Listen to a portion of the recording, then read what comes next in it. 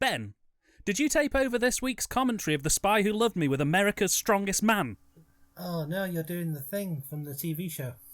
Well, now you've got the Midland's Maddest Man. I'm assuming you just wanted to get the Alan Partridge reference out of the way now, before we crack on. Well, I figured if we just opened with the whole routine from the start to the finish, that we'd first of all get flagged for copyright. Yeah, just open the video with the clip, but speed it up so BBC doesn't flag you. And put it on double speed and adjust the pitch so that it's really low. I think every single person in the world has seen it anyway, so I'm sure it'll be fine. It's the only good bit from Alan Partridge season 2. But we're not here to talk about that, are we? We're here to talk about the thing. The thing. The James Bond comedy dining experience continues again, as this week we take a deep dive into one of the more sensual Roger Moore flicks. This is The Spy Who Loved Me. I love that review. It's a sensual film. Oh yeah, it explores all the senses. Like Emmanuel or one of those. Well, there's a lot of sensuality in this film. It's one of the few times where you get to see a shark fight a shark, so that's pretty good. Yeah, they take that, Jaws. Speaking of Jaws, hey, all connected. Well, we hope that you are all well during this comedy dining experience day. We're recording this in March, but it's going out in July. I don't know. If you enjoy our James Bond commentaries, don't forget that we do also have a fully curated James Bond playlist now that's looking very sexy, if I do say so myself. Well, it's not finished just yet. We'll probably get it finished in about 6 years when No Time to Die comes out. Yeah. We'll be dead by then anyway, so it doesn't matter. Yeah. But I totaled it up, and after today's commentary, we will have officially 23.5 hours worth of just James Bond commentaries. So if you want to spend a whole day of your life, nearly. Yes, literally, you'd have one day gone forever. We'll allow 30 minutes for a wee break and a sandwich. That's about it. No, I won't even stoop to that indulgence. It's Clockwork Orange style. We pin your eyes open, we pour droplets while a man in a white coat called Dan sits by you. And tells you about all the interesting things. Turn that bag off, it's a sin. It's a sin.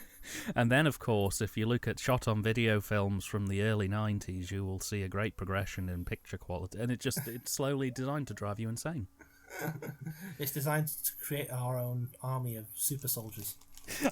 I'm getting visions of the Rani here from Dimensions in Time, you know. It'll drive them insane. You often get visions of the Rani in Dimensions in Time, don't you? I do, but that's only in my private bathroom time. Madam, what here? Who was that terrible woman?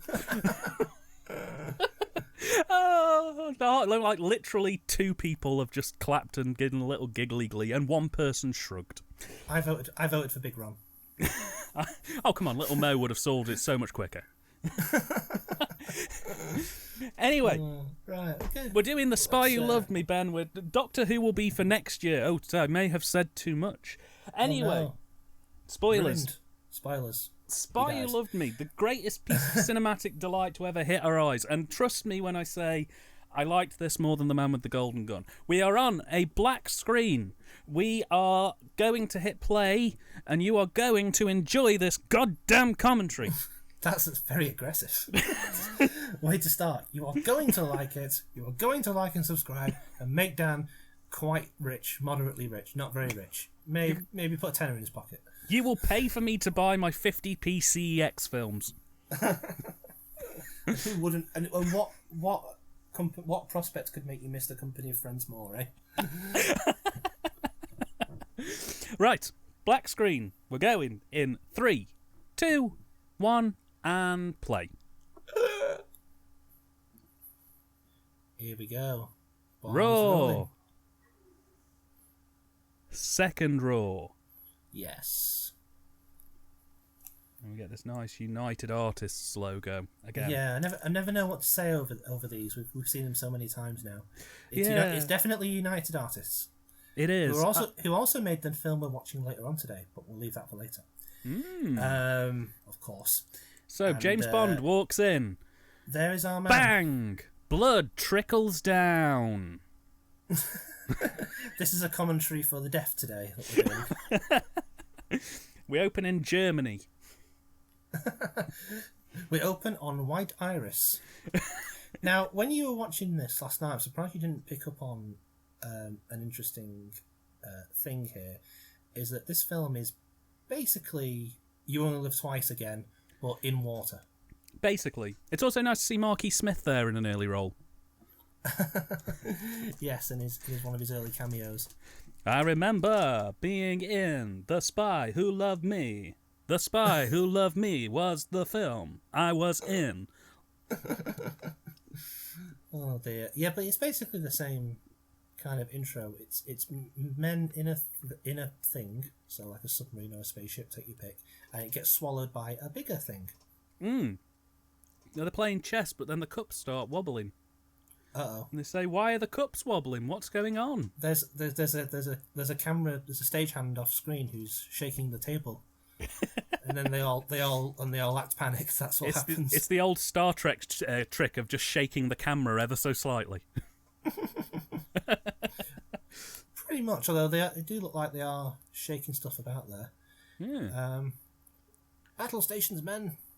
Oh no, the commentary has failed. Why? No, it was just that wasn't serious. It was just all the little buzzers on the machine panel said failed. Oh. It's all right, Ben. We're not getting out of it yet. Getting out of it. I like the way you put it there. Like we have to do this, or there'll be consequences. They won't let us stop. Who's they? You'll understand. You'll understand when you're older. What, a whole submarine? All of it. Every single last one. This is a very drastic. I should mention as well, I've got a film cell of this film.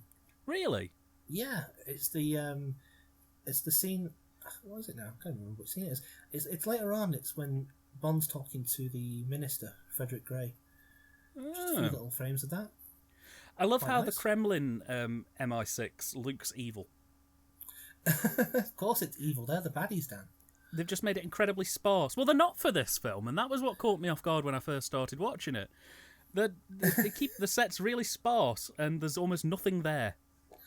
It caught you off guard that the Russians are portrayed as nice, normal. Well, Yeah. they're not. They're still portrayed as sort of like they like you say, they're not evil versions, but like the more decadent versions. Here we find James Bond, and he's with a lady. And here's an interesting subversion. We've got Hairy Chest Man, and that is presumably his lover. But wait a minute. Hang on. There's a little switcheroo coming up. A little bit of subverted expectations here. Yes. Now that's Barbara Bach, 4 years before she became Mrs. Ringo Starr, I believe. The lovely Barbara Bach. Speaking of Ringo. What was that film that... yeah, it's all connected. What was that film that Ringo made where he was a caveman? Oh, Jesus. I asked you this last night, and I can't remember the name of it. Hang on, let me look it up. I was obviously not inclined to actually check, but I believe they met on the set of that. Ghost Star Caveman movie. The film is called Caveman. The film is... Oh, well, that's easy enough then to remember.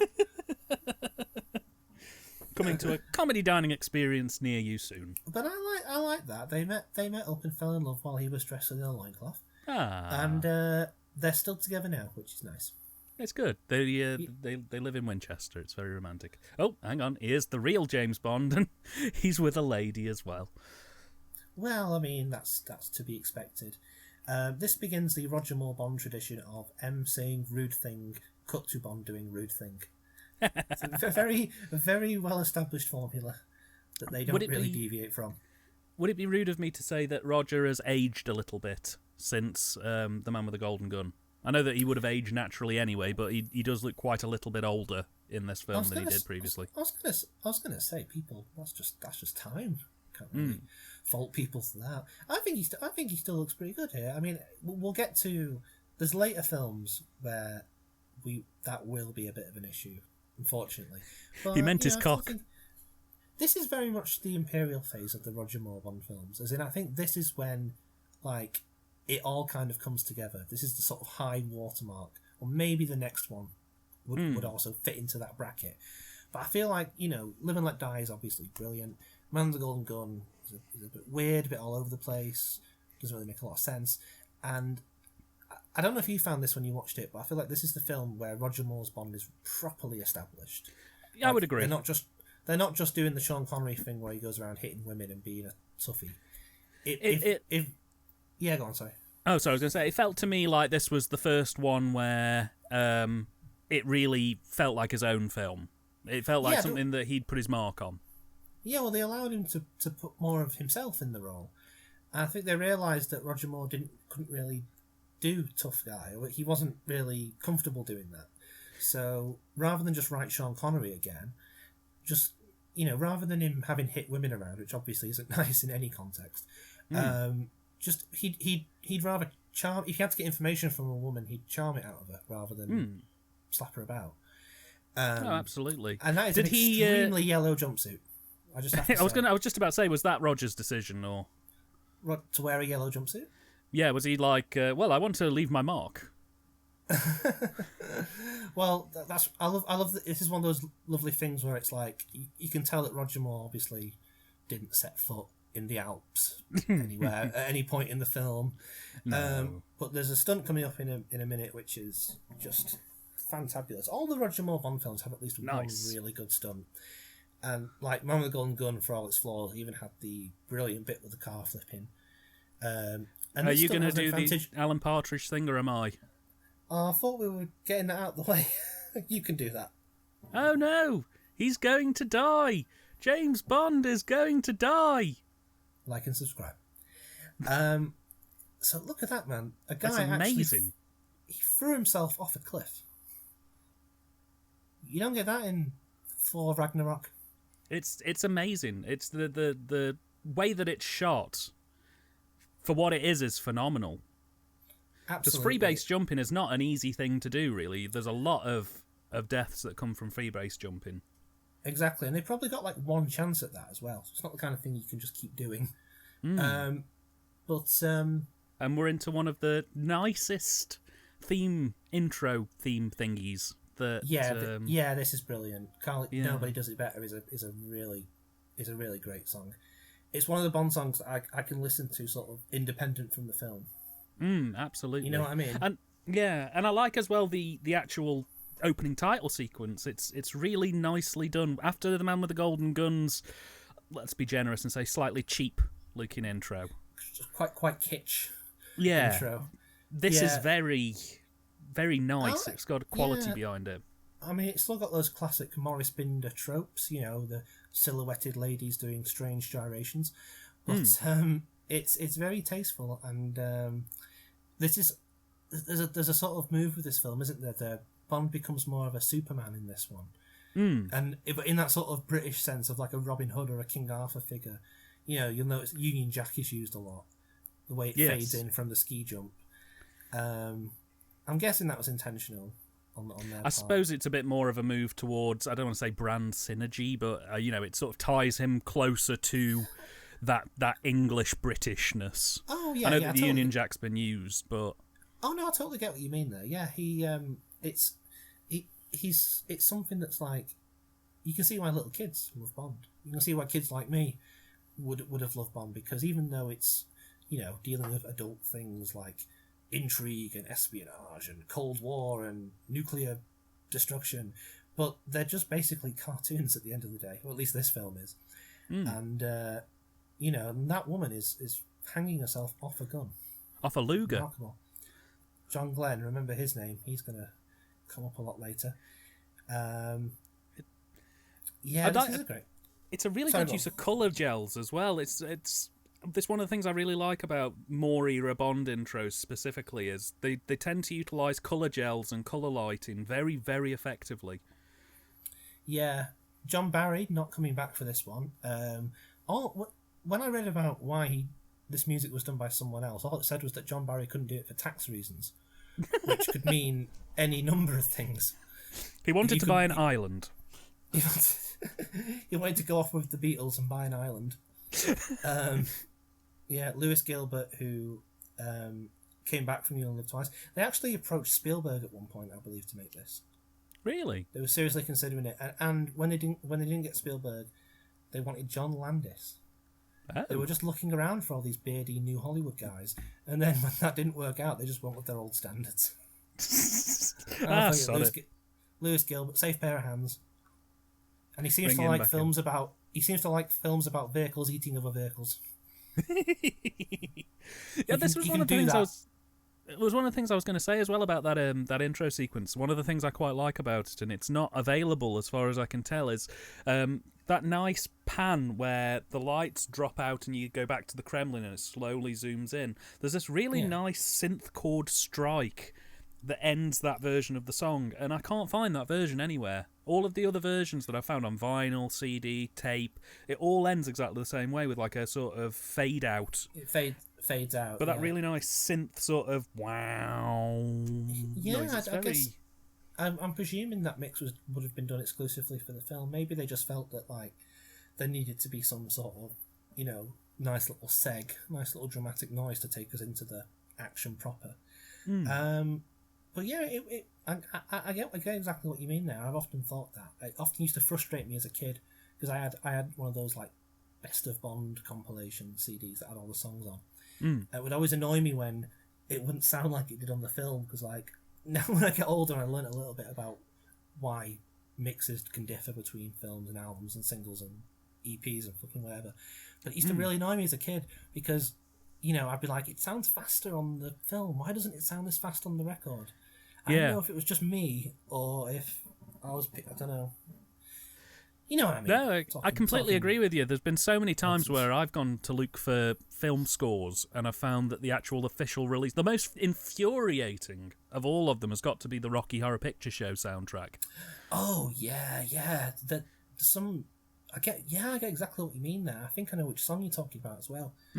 Where they don't separate the dialogue all the time. Yeah, and I mean, especially on the vinyl versions, because finding a vinyl version of the Rocky Horror Picture Show soundtrack that isn't just the theatrical cast recording of the soundtrack is a pain in the arse, I'll be honest with you. Yes. Anyway, here we are in the Polaris Operating Authority. Ah, lovely. I love what they've done with the place. No. Our story begins proper. It's very, very nice to see Bond in naval uniform. Don't get to see that too often. He is a commander, after all. I was going to say this bit caught me off guard as well, because it's the first time I think I've seen sort of quasi-computer graphics in a James Bond film. You could be right there. I'm just trying to think if there's any other examples. It was one of those moments where I sat there and went, ooh, modern.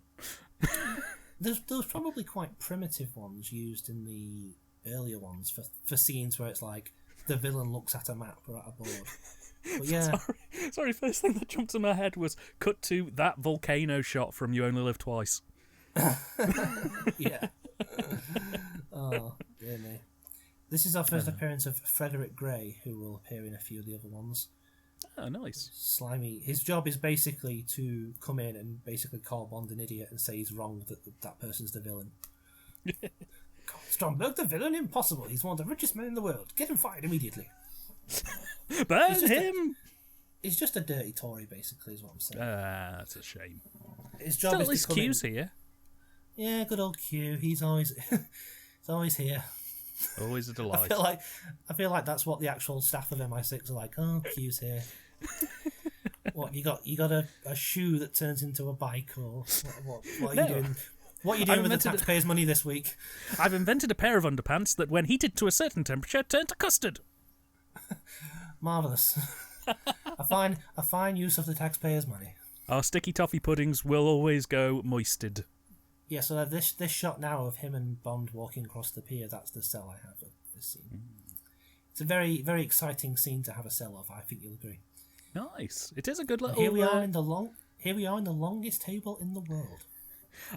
I love this. Now, the guy with the beard, he's been in Doctor Who, hasn't he? Sorry, I lost you. The guy with...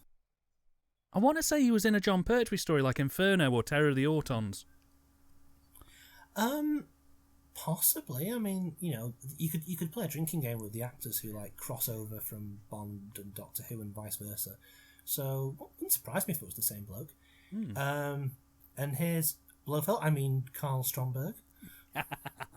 One of again another underwhelming Bond villain, in my opinion, at least. It seems to be a bit of a recurring pattern with more that his actual big nemeses always just turn out to be some rich bloke. Blofeld again, and I think to use Blofeld. Yeah, I think he's just Blofeld again, isn't he? And I think they wanted to use Blofeld, but there was a boring McClory-related legal reason they couldn't.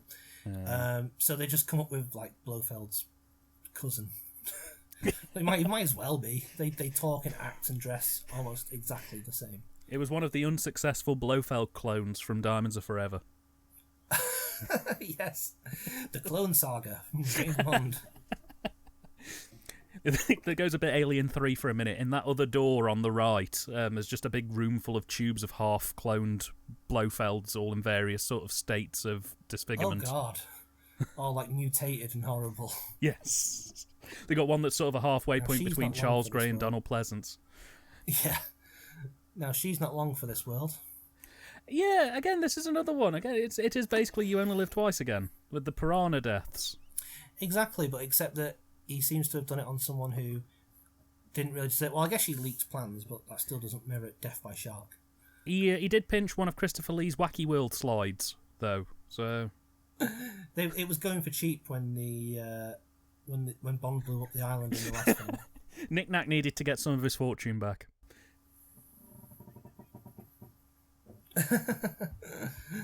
Oh no! It's stock footage of a shark.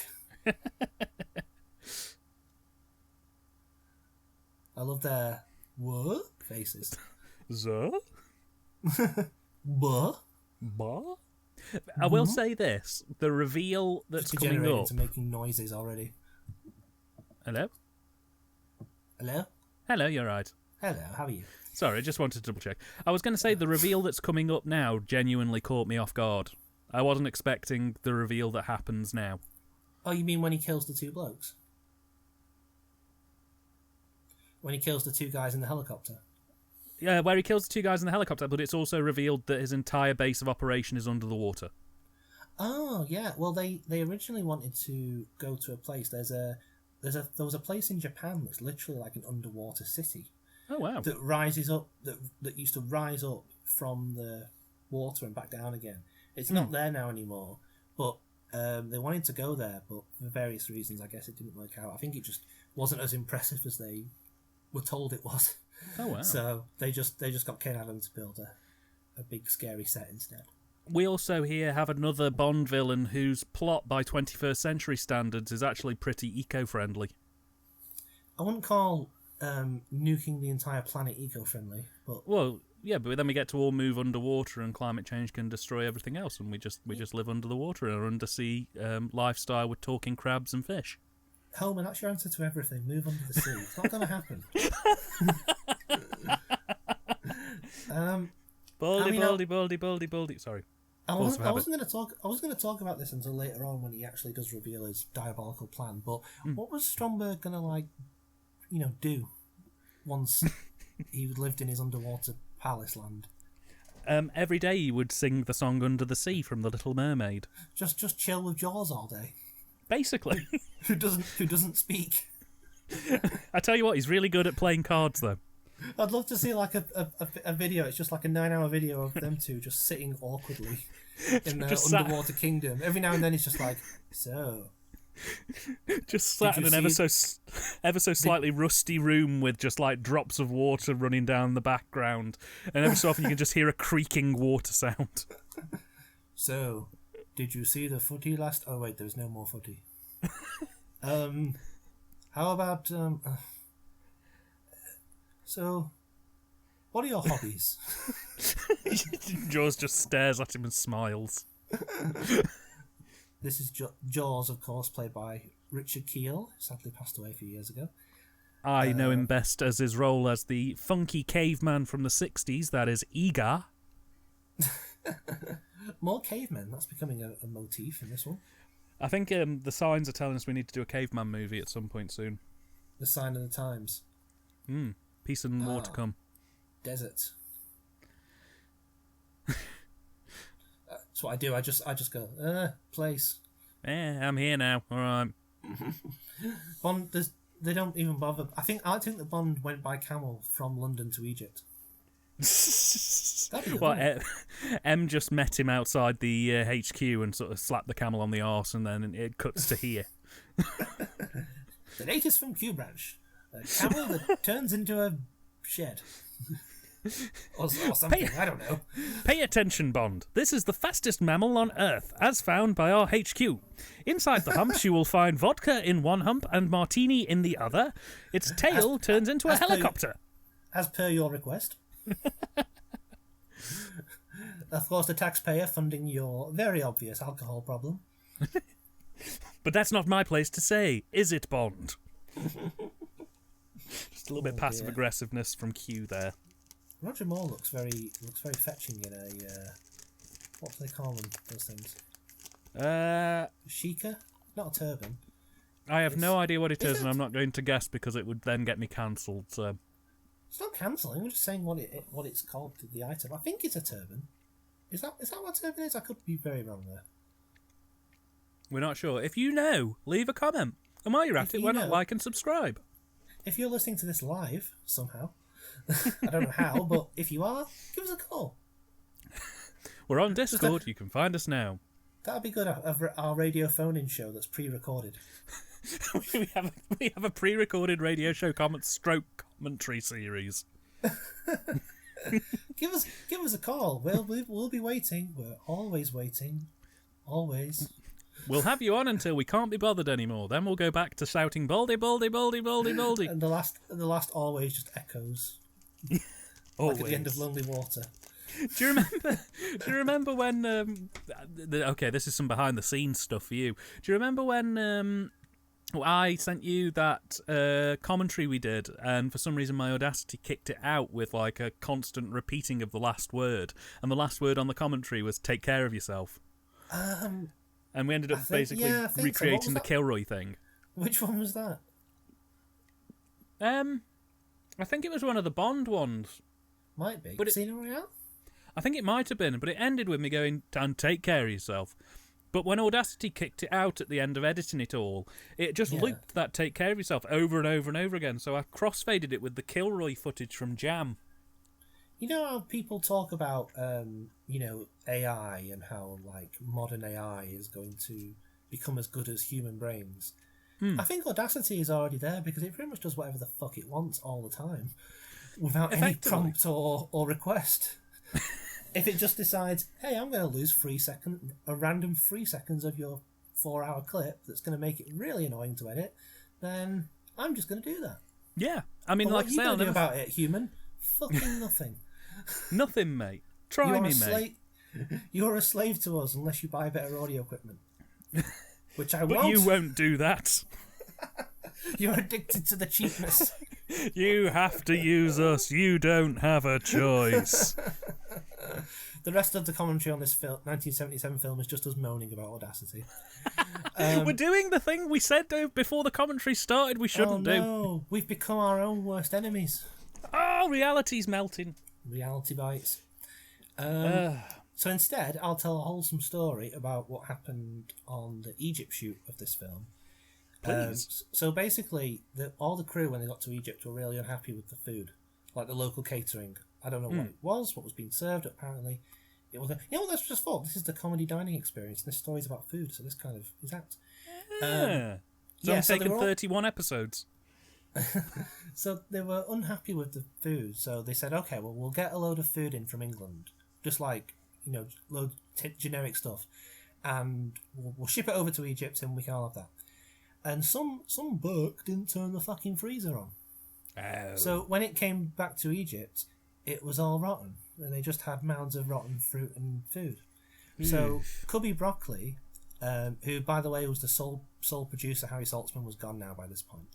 And Cubby Broccoli was the guy in charge, the big Hollywood man. He personally went into Egypt, into the markets, boatloads of like fresh ingredients like tomato, pasta, vegetables, garlic, olives, and he just made the entire crew a pasta course. Like, they literally just got a giant like sort of tin to cook it all in, and this big scary Hollywood producer was sitting there with his apron on, just making pasta for everyone. Thank goodness for Chef Cubby. Yeah, how nice is that? Yeah, that's nice. That is nice. You wouldn't get that nowadays. No. Well, nowadays they'd probably think to have gigantic catering companies come in and do it all. But yeah, just sack the caterers, mate. Just sack the caterers. It's actually I was just when I was waiting to get set up, I was just dicking about on the Blu-ray of this, looking through the extras. And there's some 16mm footage of him cooking the pasta and serving it all. It's really nice. It just it leaves you with a warm feeling. Oh, I can imagine. Yeah, Roger Moore was going around serving it to everyone. Would you like some oregano? So you should have done that in the film. That's how he seduces Anya. They included him. So just a quick question. With all of the Moore films, is there now a big baldy man who fights him at some point, or is that just the last 3 films? I guess... Oh my god, there is always a baldy man he fights. Oh my god, we found the hidden motif. The FBI will be with us shortly. We found the hidden mise en scène. It's because bald men are always evil, Ben. They are. They're evil. Hair is like antennae. It helps release your inner thoughts. That's why bald people are always so hung up. This comment will age very well in 20 years when we look in the mirror. Yes. But for now, I have hair, losers. He could have done a better pun than that. He could have said, oh, well, sorry you had to drop out, or... No head for heights. Yeah. Looks like for once he fell for me. That's enough, Austin. This is apparently... I've never been to Egypt, but this is apparently the real light show they do, still. Oh, wow. They use, like, this same recording of this guy talking and the same lights and everything. Even though some of these shots were recreated back at Pinewood, a lot of it was the actual light show that they did. And do, apparently, I guess. Be a bit weird if you've seen this film to go and sit and watch it if it's almost exactly the same, because you'd just be thinking, well, in the background over there, an Englishman is fighting a man with metal teeth. Well, if it ain't broke, don't fix it, I guess. Yeah, true. Maybe they've changed the show since then, I don't know. I mean, it'd be good if, like, the Sphinx was the baddie and then he had to fight the Sphinx. It suddenly turns into a weird exploitation film. Oh, yeah, lovely lighting. The way Jaws just kind of appears with that bright green light glaring on him. The only thing that kind of ruins it a little bit for me is I think don't they recycle the shot like 2, maybe 3 times now. So they do it once, then they do it again, and then they do it again. I guess that's the mantra of the Bond films, really, in a lot of ways. If it ain't broke, we ain't fixing it. There he is again. There he is again. I like also the fact they got is it Dudley Simpson in? Yeah, maybe it's like Audacity. It just repeated it while they were editing it. Whatever the equivalent. Because obviously, Dan, they had Final Cut Pro in 1977. They come and see the rushes, and it's like, I'm sorry, I only had Audacity to edit with. The whole film was edited on Windows Movie Maker. It's got those white text on blue background title cards that fade in. All of the music is sampled at 90 kbps. It opens with 1,000 Miles by Vanessa Carlton. or Linkin Park. They were the only 2 choices you had in the early 2000s. Oh dear. But in the end, it doesn't even matter for this guy because he's about to die. Now, I'm getting real... Oh, sorry, go ahead. No, I was just going to say that Richard Keel could only wear those teeth for 30 seconds at a time, apparently. Really? Because they were... Well, they're real metal. And they're basically just asking him to shove a piece of metal in his gob and let his jaw stretch out. So if he wore it too much, he'd probably pass out from pain. That's not good. No, Dad, no, it's not good, really, but, you know. Even in the bad old days, that was seen as quite bad. Not like now, of course, where everything's great. Oh, yeah, everything's perfect now. Aren't you so glad that the millennium, the apocalypse happened, and now we're in a utopia? All thanks to Stromberg. Hello, we're recording this from the underwater kingdom. I saved exactly one Twix bar for my plan here. Jaws has eaten the Twix bar. Can I just say a big shout out to our fish followers, blub blub blub. And we have a special we have a special message here. It goes.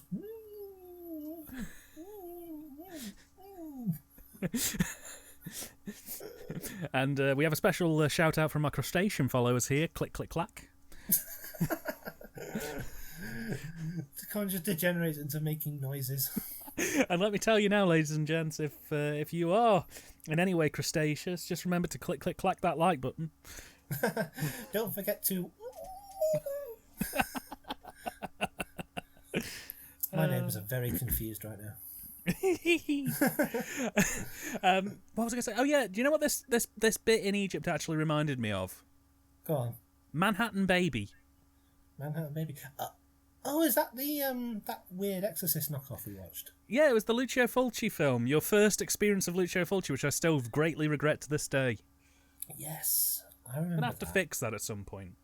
I never made that connection. Yeah, it is. Although this is slightly better production value than that film, I'll say. Yeah, but, it doesn't feature a scene where a taxidermised bird fights a man. But this film doesn't have a scene where someone is impaled violently in an Egyptian death tomb.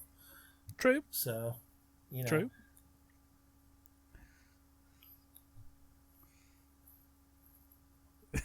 He's doing some. Gonna be honest, fight scenes aren't as good as from The Man with the Golden Gun. I like fight scenes in film, not just in Bond films, but in films in general, where it's just one person after the other. Yes. Why don't they just all get them at once?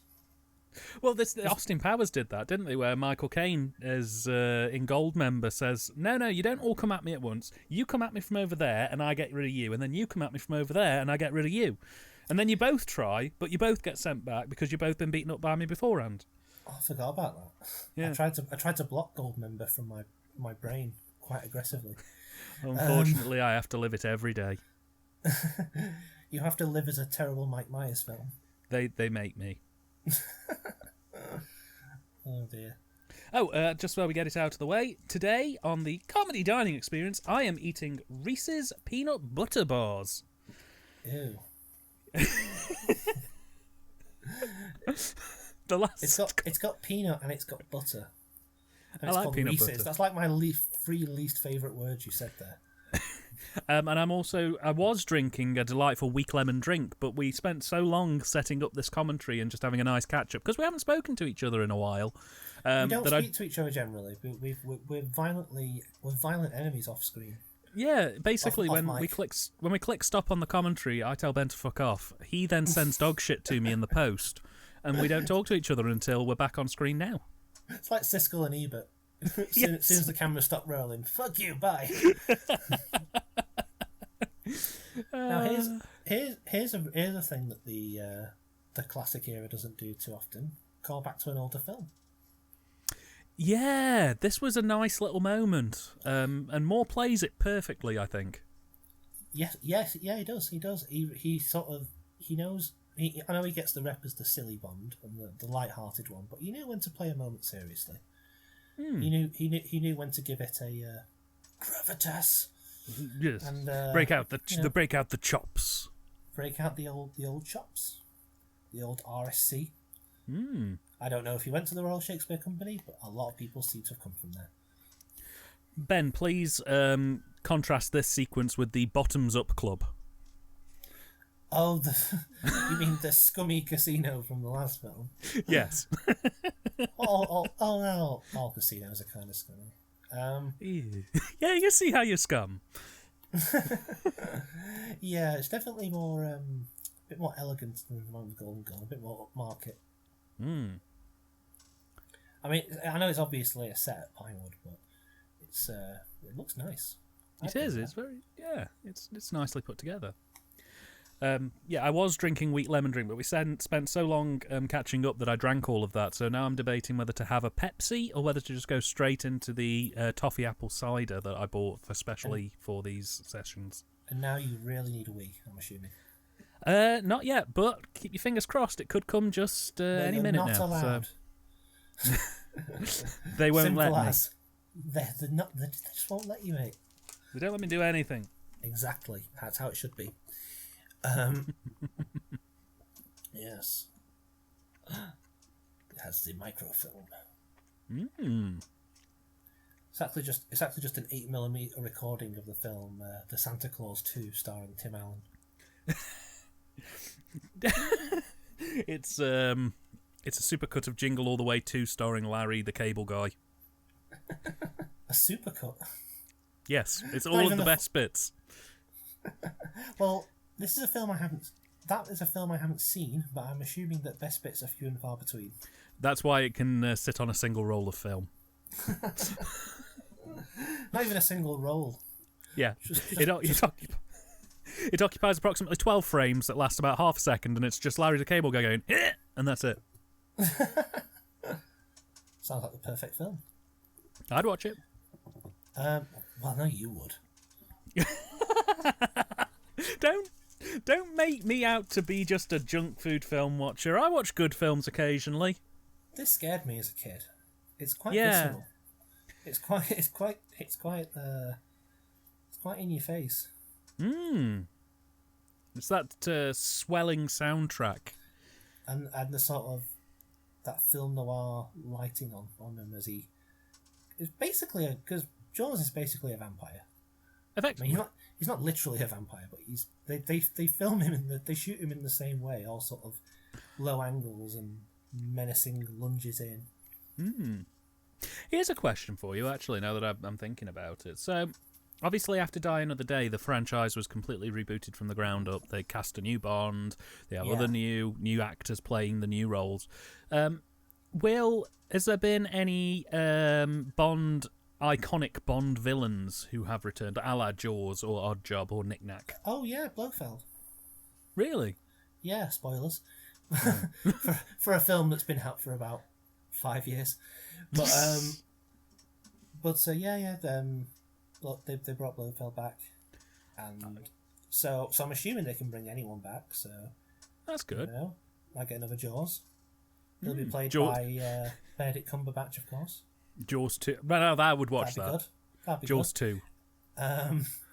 Jaws 2. But it's just like he doesn't fight Jaws. He fights the film Jaws 2. Yes. Like a representation of the film Jaws 2, whatever that would look like. I haven't seen Jaws 2, so I can't say what that would be. M walks in. Bond, you've got to go and fight Jaws. Jaws 2, and then the MST3K theme starts playing. You've got to fight Jaws 4, The Revenge. What, he's for revenge? As in he's in favour of revenge? No, the number 4. It's the fourth film in the sequel. It's the one with Michael Caine, Bond. One of my favourite Michael Caine quotes comes from that film. Oh, I know. I think I know which one you mean. Go on.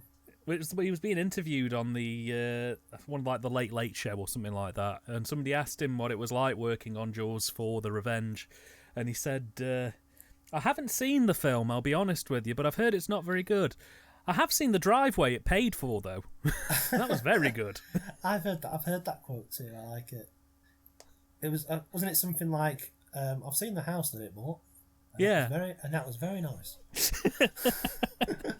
I like that your Michael Caine sounds really like your best Garth Marenghi. All my impressions sound basically the same. Here's my impression of Donald Trump. Hello, I'm Donald Trump. Cool blimey, mate. Cool blimey. We got to build that wall. I'm a stupid fat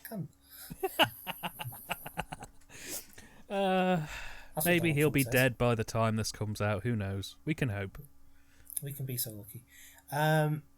Okay, and Yoink.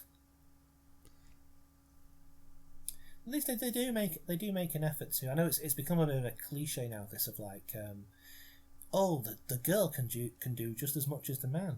And when you think about it, that shouldn't really be a thing that film should make a point. What I'm not saying that shouldn't happen. What I'm saying is, it should be a given that girls can kick ass and do the same thing as men. Do you know what I mean?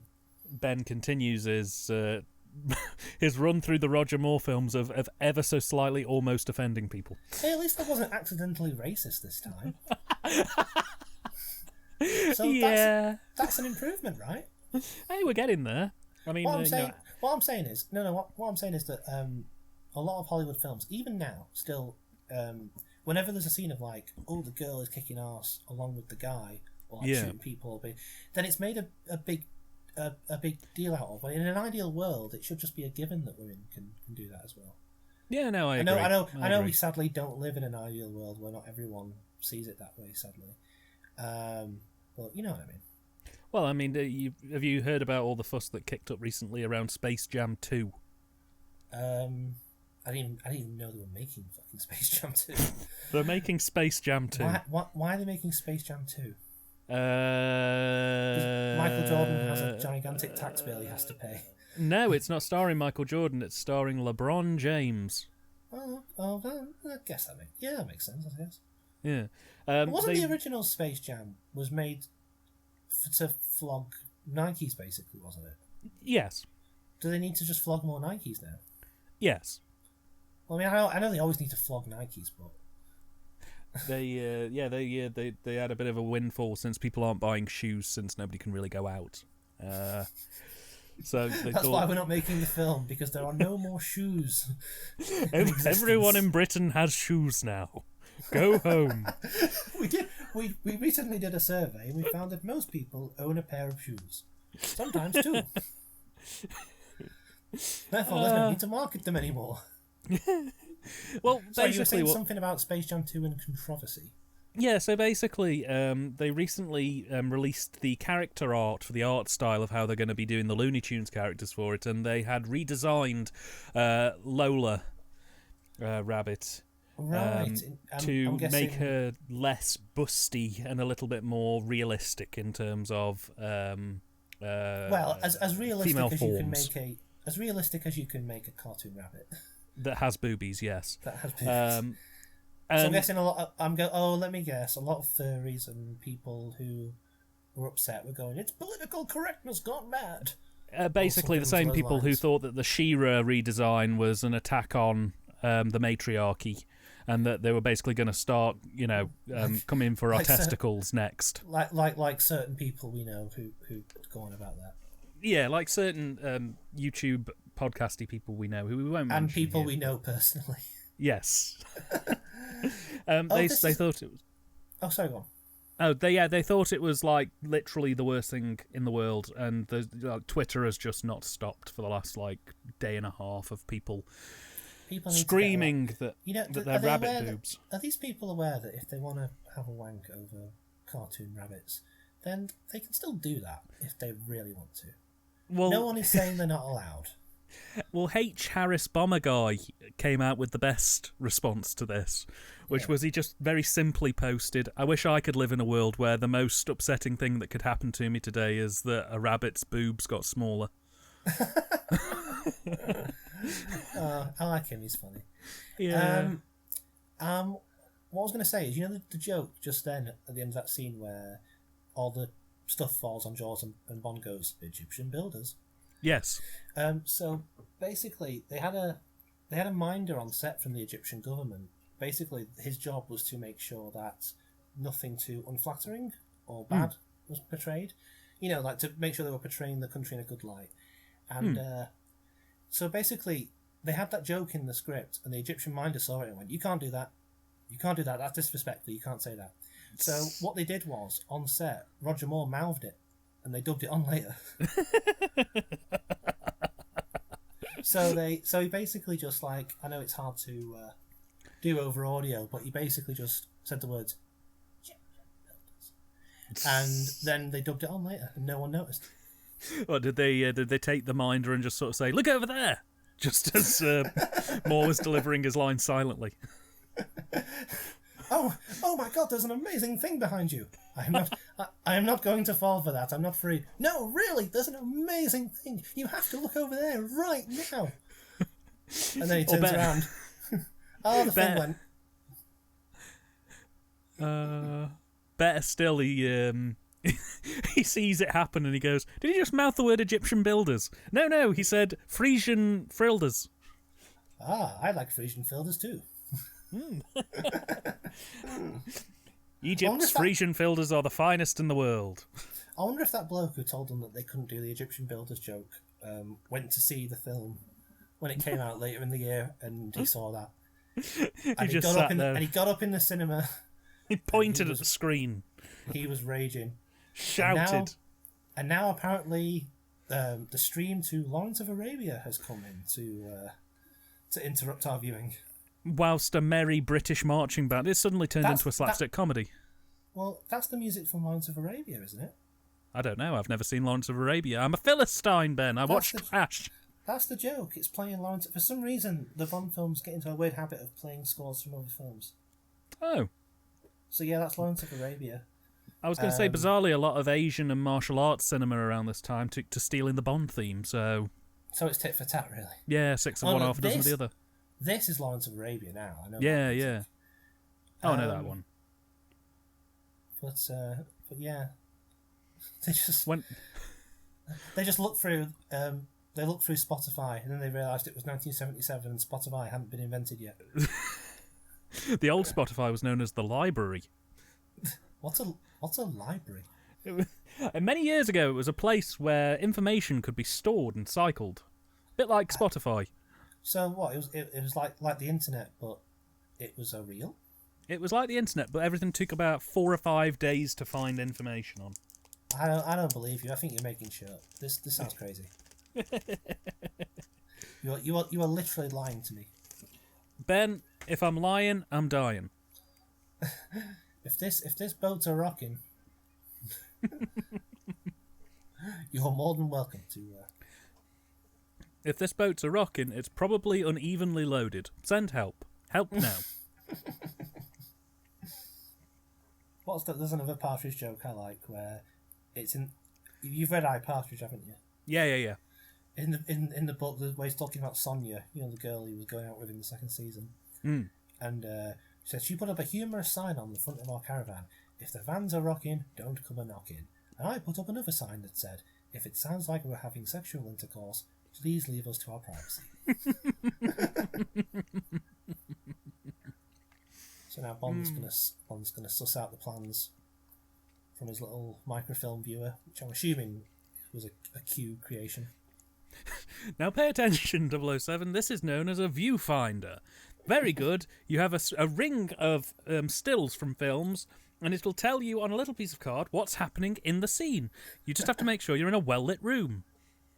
Look, not viewfinder, it's a viewmaster, sorry. Look, it's Flash Gordon. He's come to save us. Will he stop the bomb? Q, I need... And the last slide is missing and it really upsets him. I need to know this, Q.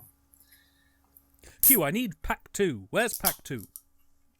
What's the sound of that? That's the sound of delicious sponsorship 7-Up. Oh, you've moved off Tango now, I see. No. I actually, at this moment, I'm a diabetic nightmare. I have a empty Tango can and an open 7-Up can. I'm basically Robbie Williams, Cyber 2005. Well, I'm going to start on my toffee apple cider. I'm going to have a single can. Toffee apple cider? Yes, it's basically cider with cream soda mixed into it. I like one of those words in that sentence. Not mad on the other two. You don't care much for toffee? Mm. I like apples. Apples are good. Toffee. Apples are nice. Apples are nice. What an insightful commentary this is. You know what else I like? Cocaine? Pears. Oh. There's the, as you said earlier, the Dudley Simpson sting that comes in when she gasses him with the thing. I think we should do a fan edit of this where we rescore the film with music from Doctor Who and the Silurians. It would completely work as well. Mm. It wouldn't look out of place in any way. Wouldn't drop in any way, shape, or form. Not really. You know, round about here, you get.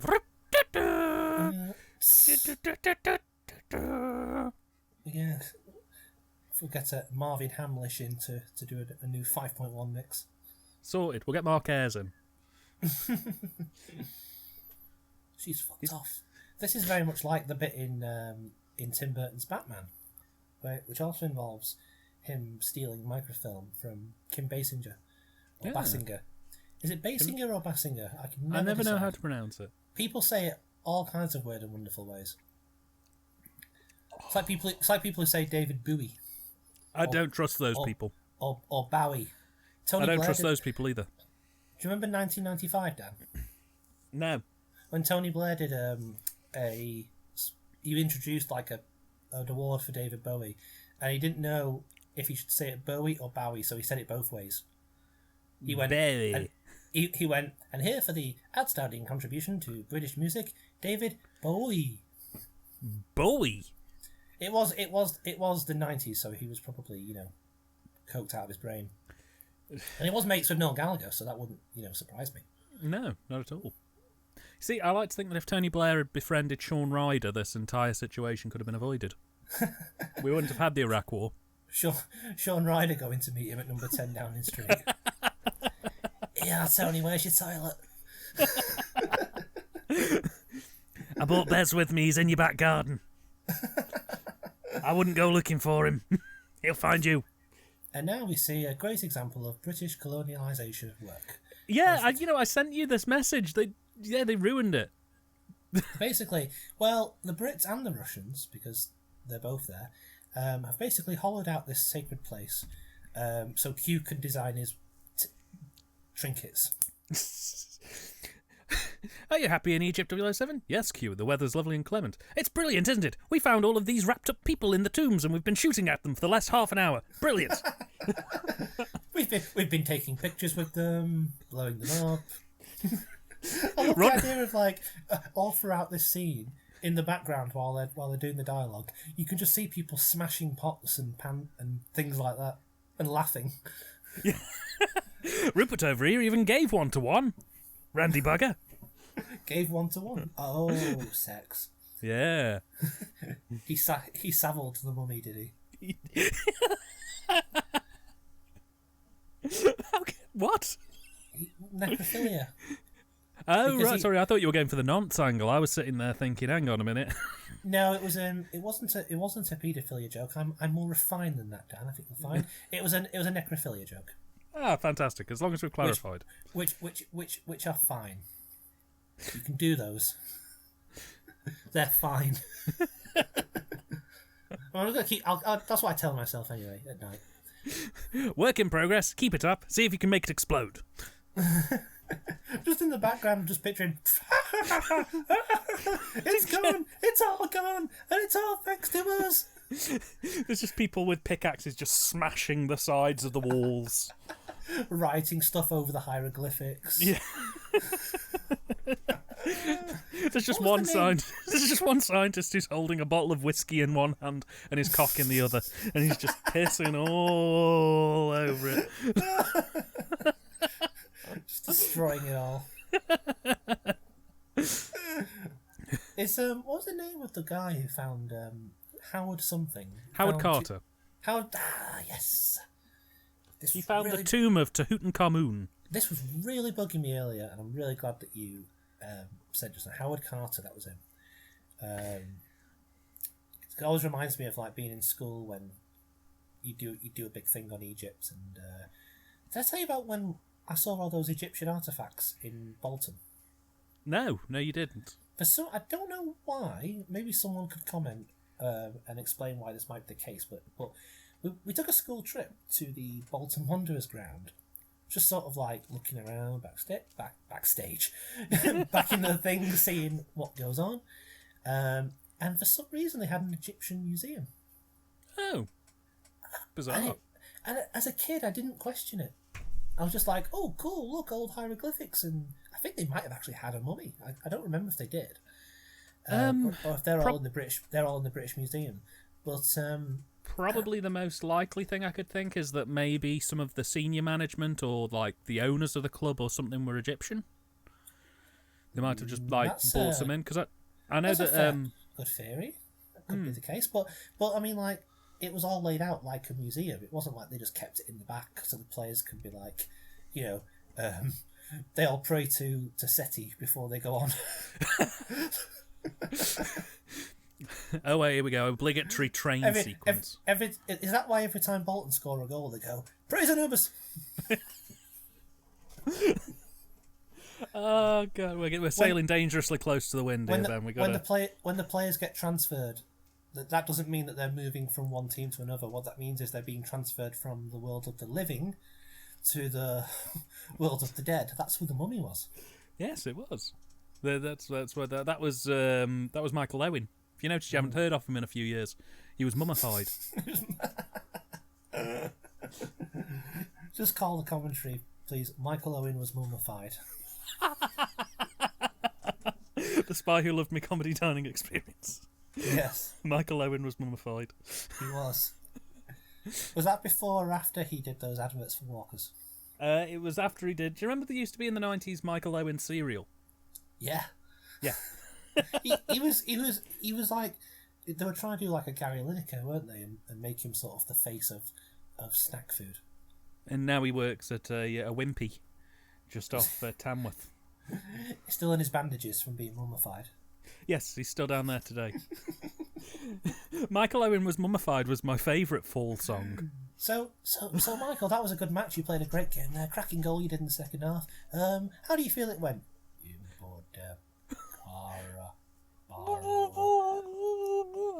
Well, that was fantastic. So you're looking forward to taking on Chelsea next week. In my door. Ben does not know Egyptian. I'm not going to pretend I know Egyptian. I don't. I just wanted to make that state clear. Just do a funny, slightly foreign accent and you'll be fine. I'm sure nothing bad... Not a foreign accent, it's meant to be a mummy.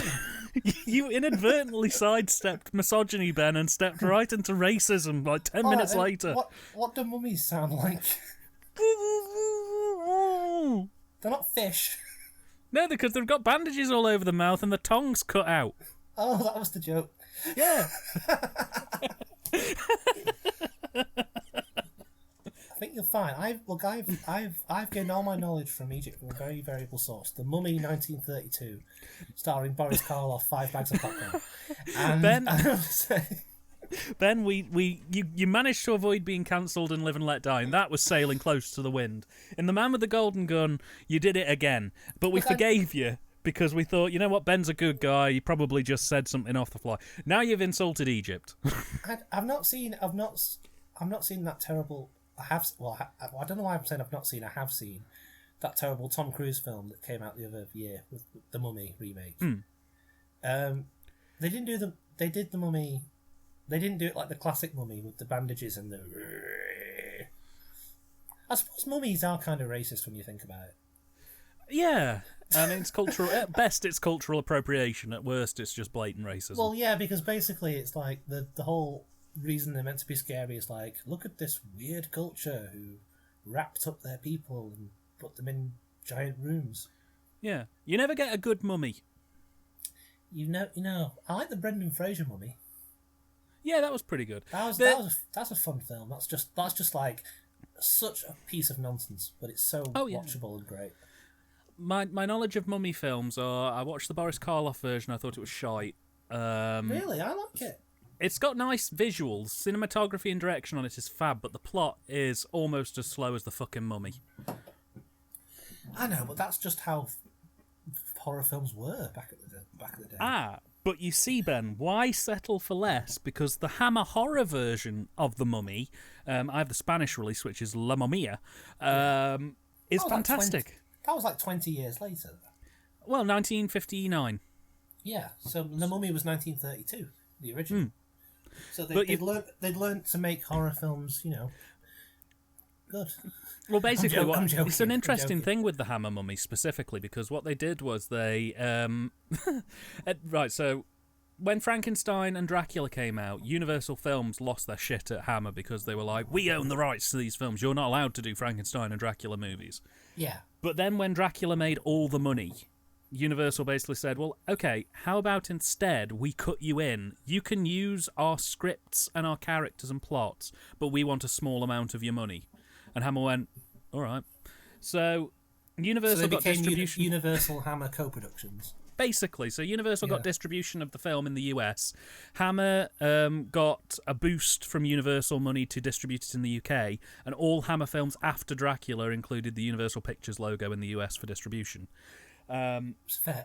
It's kind of a fair deal, really, when you think about it. Yeah, well, the Hammer Horror Mummy movie is basically a supercut of all of the Mummy Universal films. So all of the 3 or 4 Mummy movies that got made, Hammer basically looked at those scripts, nicked all the best bits out of all of them, and made a really nice sort of hour and 20 long, just really solid Mummy film. And Christopher Lee is really good as the Mummy as well in it. Oh, hi. But then after that, I saw the Brendan Fraser Mummy, and that was okay. And then I saw the Suicide Squad, which features a mummy. That's not a mummy. That's an enchantress. That's different. I thought it was a mummy. I don't know. Who cares? Either way, it was rubbish. It was about an evil person. Oh, look at that! The Lotus. That is a gorgeous car, by the way. That's my favourite Bond car so far. The legend goes, the story goes that what happened was because rather than because obviously at this time with Bond being so big, a lot of car companies obviously want to get their car in a Bond film, and rather than having Lotus said, right, well, rather than going to United Artists and begging them, we'll get them to come to us. So what this bloke did, who works for Lotus, this executive, he just drove to Pinewood one day in that car. He took all the markings off, so you couldn't tell who made it. Like, he took, like, the Lotus and everything off it. And he knew that they were going to... all the Bond people were going to be coming out on a lunch break. I think this is when they were filming something for Man with the Golden Gun. Yeah. They all came out, and they're all looking at this car. Because back then, it's quite a standard-looking car now, but back then, it looks like... the future. How the DeLorean must have looked in 1955. And... they're all looking at it, and then this executive, just without saying a word, just gets in the car and drives off. Wow. So that's how they got their attention, because they're ringing up going, who was that bloke with the car? What was the car? And that's how they got Lotus to do the car for him. How did they know to call the Lotus people, though? Because they knew the bloke. Oh, right. So they were like, oh, that's Phil, he works for Lotus. Yeah, well, they knew he was he works for a car company, but like I said, he'd taken off all the markings on the car because he didn't want it to influence, because I don't think Lotus at this time was like quite as... my knowledge of cars is very second-hand, but it's like they weren't quite as well known as something like Aston Martin or Ford or someone like that, or Ferrari or something. So they were quite like second tier in terms of like... but then after this film came out, everyone wanted a Lotus. Understandably. And I remember when I did some work experience for a photographer back home, and he had a Lotus sports car. And I've got to say, like I say, I'm not really into cars. I don't like, I don't follow it religiously. But even when he pulled up to outside my house in this fucking gigantic, this lovely sleek Lotus, even I was like, wow, nice. And he used to he would do things like, and you know what, I don't blame him, because I'd do this too if I had a sports car. But he'd drive around just so people could look at it. Just drive round. Well, he'd go somewhere to pick something up or do something. He'd say, "Could you wait in the car? I'm only going to be 5 minutes." And I'd enjoy people coming up, looking at the car, and I'd kind of sit there, making sure that I was looking out the window, just looking slightly off centre, as if to suggest, "You like the car? Not a bad model, I know. It's I got this for a very good deal. It's obviously my car, obviously." I can obviously drive. Please don't question the fact that I'm 15. Play it cool, Ben. Just play it cool. That is a matte painting. When you're rich, you don't need a driver's license. No. Also, a moment to recognise Caroline Munro. Yeah, she was in a few Hammers, speaking of which. She was. Very, very nice. High point is probably this film. Low point was I saw her trying to flog a documentary on men in their 30s who still use VHS rental stores. And she'd clearly never seen the film before because she basically held the box up. She was in about her 60s or 70s at this point. Right. And basically went, "Oh, I've got this film here. It's very good. It's about videotapes." And she held up 2 boxes of films that she was in, and she was like, "And I'm on the cover of these, and I'm quite good in it, apparently. So go and buy this film." I was like, poor Caroline Munro. Oh, they did that a lot, didn't they? There's one, I've seen one which did something like that for Linda Blair. It was quite similar. This is probably the most pointless piece of trivia you'll ever hear in your life, but thanks to the wonders of the internet and DVDs, we know that when they were filming the scene where she comes off the speedboat being all seductive and, charming, a bee had stung her arse. Oh, Jesus. She was in horrible pain. So now you know, if you're ever looking at that scene again, you go, "Oh, lovely Caroline Munro." Then just imagine that a bee came and really stung her arse. Now, is this a verified, classified fact, or is this an IMDb trivia area with Twitter, 3 thumbs up? This is Twitter verified. My sources, Oscar, tell me this. So yeah, Bond's just enjoying the stock footage.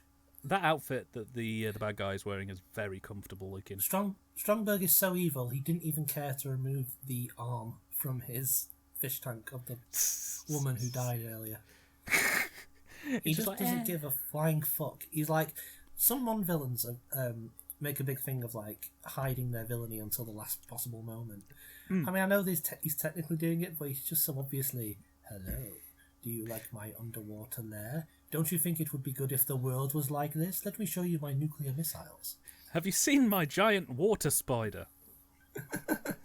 Did you say spider? You don't have to. You don't have to be Sherlock Holmes and be a master of deduction to realise there's probably something up with this guy. He's very eccentric. He's very menacing. He's very passive aggressive and normal aggressive. And well, I thought he was an all right chap until I noticed he had long spiders walking across the ocean floor. I love the idea of Bond going back on the speedboat and being like, "Oh, he seems like a normal chap to me." Hang on a minute. We should just call the whole investigation off and have a lovely holiday. Hang on a minute. That evil underwater spider lair didn't have a fire exit. There's no fire in the sea. You can't set fire underwater. Proven fact. So you know what I'm picturing that, like, when they were originally going to go to that Japanese actual underwater city, that his plan to create an underwater kingdom probably made more sense, but because they decided to just build a set at Pinewood instead, it makes less sense. Because there's no indication that he's built anything other than this submarine land. Yeah, it's like I say, it's Moore's era so far, and like I say, we've got about 3 or 4 more films to go in his time. There's 4 more left. Yeah, 4 more. Roger Moore. 4 more of Roger Moore. Yes. The 3 that I've seen so far all have a recurring theme of the villain's bad, evil plan either actually not being that bad or not really being worth MI6's time. I wouldn't say. I mean, Kananga wanted to create a nation of heroin addicts so he could gain dominion of the heroin trade, and Scaramanga wanted to give the world free energy.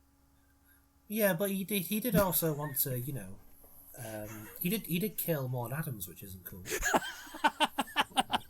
I love the idea of you pitching this to MI6. We've got to stop Scaramanga. Why? He wants to give the world free energy.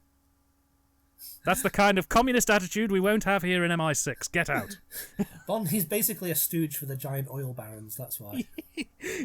He's in BP's pocket. Being a spy is hard these days, which is why when I get home, I no longer drink a vodka martini. I drink British Petroleum. Only the smooth, burny taste of British Petroleum gets me back on the scene and fighting crime. So the next time you're out, stop off at your local petrol pump. Remember, 1 for you, 1 for your car. I mean, I wouldn't say that Stromberg's plan is particularly environmentally friendly, is it? I mean, unless your idea of environmentally friendly involves irradiated nuclear wastelands. So, just so I've got this plan in my head correctly, he wants to nuke all of the surface area of Earth and move everyone into underwater biodomes. Well, he doesn't even say he wants to move everyone into underwater biodomes. He just says he wants to make an underwater kingdom, but what, just him and his fucking henchmen? Just him and Jaws. Doing charades again for the 5th time this week. I mean, the villain in the next film coming up has a very similar plan, shock horror, and it's still nonsensical and balmy, but it makes slightly more sense than this. Yeah, which is just his plan is just nonsense. Like, lovely cine, by the way. It just wouldn't work on any level. I think I commented to you that this is probably my favourite Bond car chase scene so far in the entire sort of run. Mm. It's just nice. It's really well shot. I was just taking a sip of British Petroleum there. I apologise. Hello. Oh, yes, thank you. Say hi. Hi. Oh, hello. Is that the Dan missus? That is. Dan says hello. Ah. Uh, No, I think it's really well edited. I think it's got really, really good cine. I think the choreography is really good. It's got action. It feels tense. The cine's lovely. It's really well directed. It's just great. It's very well done, definitely, and I like. Apart from that bit. I'm up and away. where the clearly a dummy gets thrown clean off. You'd have preferred it if they really did murder someone horribly. Look, I demand accuracy. I watch a lot of snuff films, alright? Have you seen Nutbag? I love accuracy in cinema. I love realistic portrayals of bad men.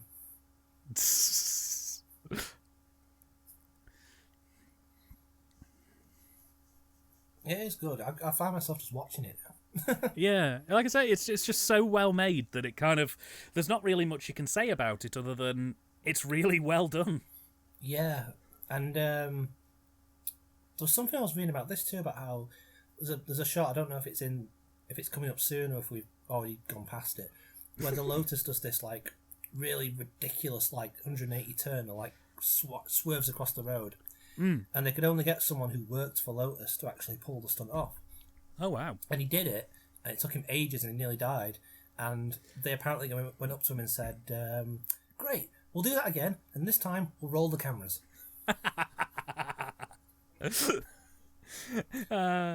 Jaws just getting into the habit of destroying random civilians' homes. It's one of his hobbies. He's also very good at karaoke. just gets up and just glares into the microphone. Yes, as the Copacabana slowly plays in the background. Just like an instrumental version. Yeah. Those little tinky backing vocals. Yeah. He's got 2 screens behind him with the lyrics written on, and they've got that thing where it kind of strobes across the text as he's supposed to be singing it, but he's just there with a stern glare. Tonight, Jaws will be performing 433 by John Cage. I always loved his version of Breakfast at Tiffany's. We often talk about karaoke on this for some reason. It's because, Ben, karaoke was what drew us together in the first place, if you recall. It really was, you're right. It was. Literally it was. We used to spend a lot of time down at the student bar getting ripped on rum and coke and whatever else took our fancy and singing Blur. Or back in the USSR. Yeah, and I'll give a big shout out to Chorley Boy. You probably will never hear this, but hey, how's it going? You were alright. He was a good bunch of lads. He was a great bunch of lads. His version of Baby bought the house down.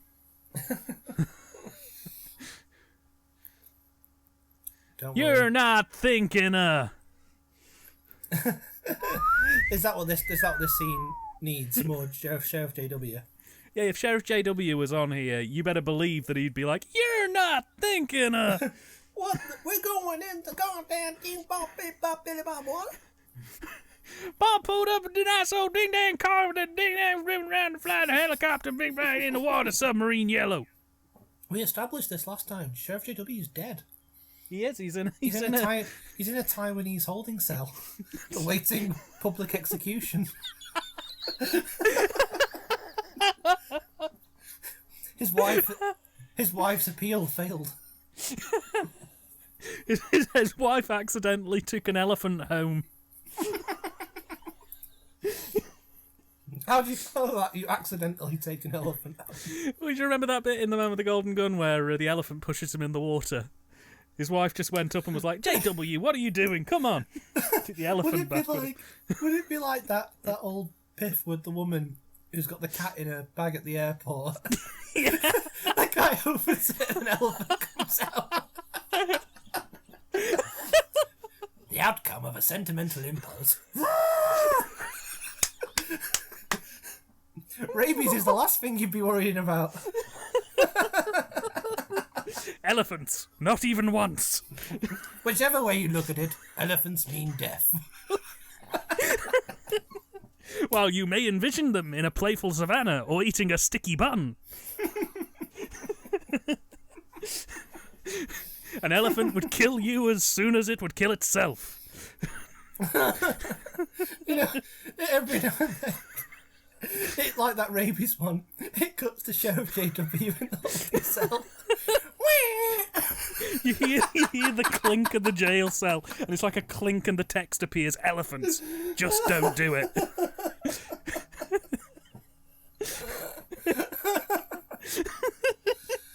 Oh, God.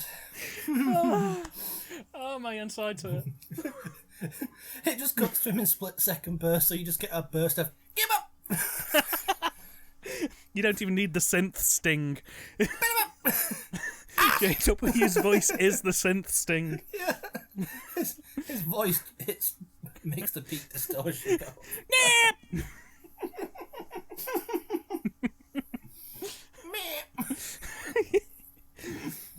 Oh, mercy. God.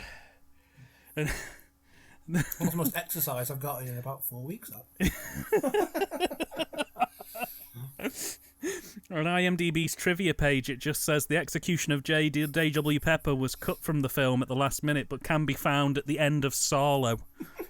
It can be found on liveleak.com. It can be found on Charlie Says Volume 2. There's an article about it on the Lost Media Wiki, I believe. How did she smuggle an elephant through customs anyway? That's why they make PIS for this, Dan, to avoid such scenarios. I'm just seeing the guard opening a handbag and just a trunk flopping out. a trunk flopping out. Up until then, it's like he's just got a normal handbag. Yes. And it's just normal dimensions. It's like a TARDIS, basically, this giant elephant inside. Yeah. Either that or the exact opposite. Just like 90% of the piff is just her dragging what can only be described as an elephant-shaped handbag as hard as she can. And like she keeps falling over because it's so heavy. And even with that, if it was an elephant-shaped handbag, the guy's just still like, can I have a word, madam? Yeah. We think you might be trying to sneak something into the country. Do you mind? What? Do you mind if we just check your bag? How dare you? That's ludicrous. Why is she posh now in English? I don't know, but fuck it.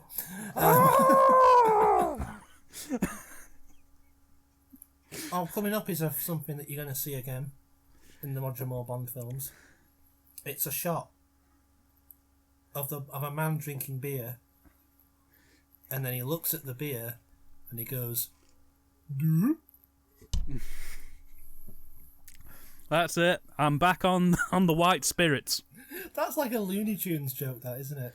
It is. Like the bum, like swigging whiskey, and then he like chucks it away. And it's the same bloke as well. He keeps popping up. I like the fact we managed to fill that underwater sequence particularly pleasantly. Bond just killed a fish. How did the fish get inside the Lotus? How did the elephant get in the handbag?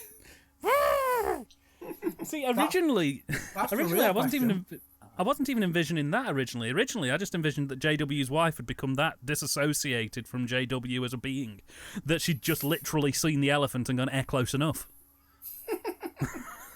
The elephant was a coping strategy. It makes noises, it looks Republican, it shits on the floor. Fine, it's close enough.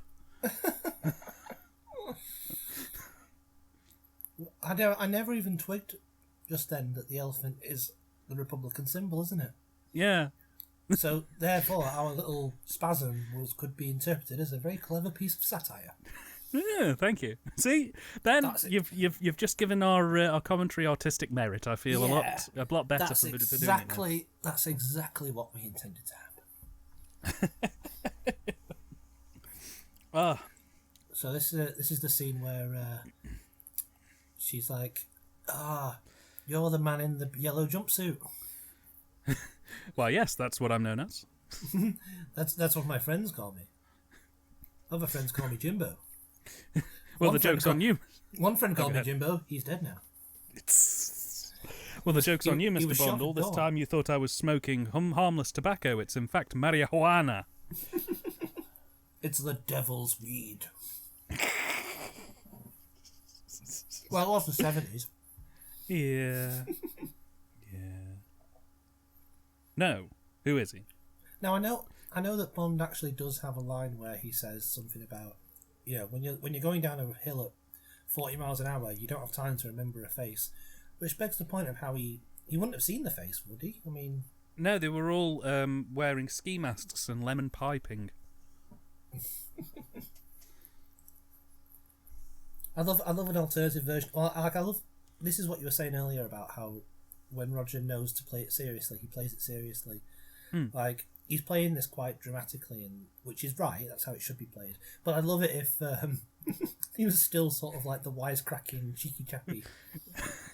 Well, he, you might say I gave him the cold shoulder. He was my fiancé. He was murdered in cold blood. Cold blood? Bond, enough. You've been doing this literally all afternoon. Come now, dear. Let's not make a mountain out of a molehill.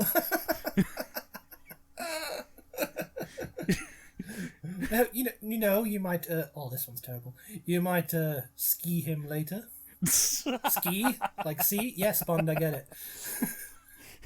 Yes, because it rhymes with. I know. Well, to be honest, I can't be sure if I iced him or not.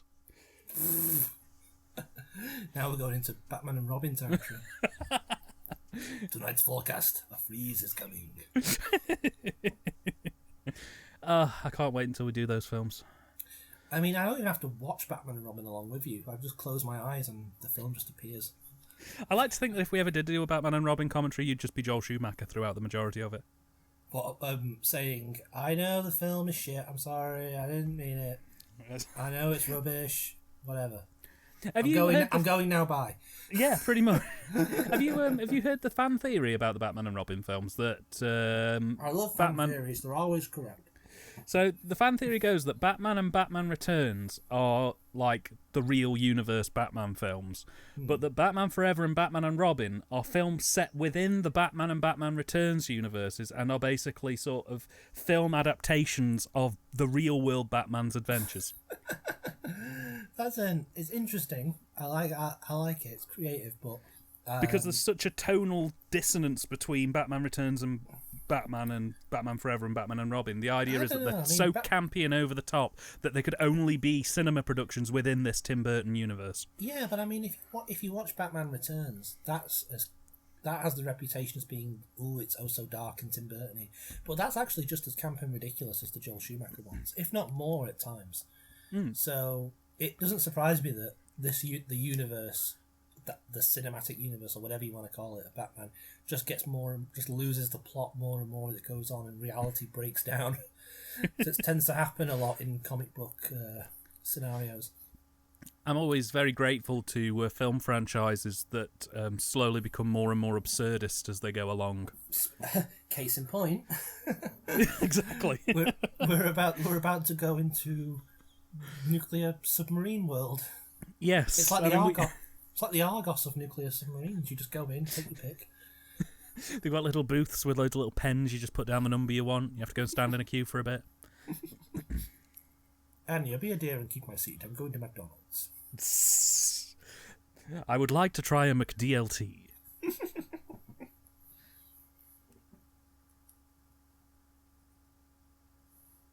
I'm sorry for the chewing sounds.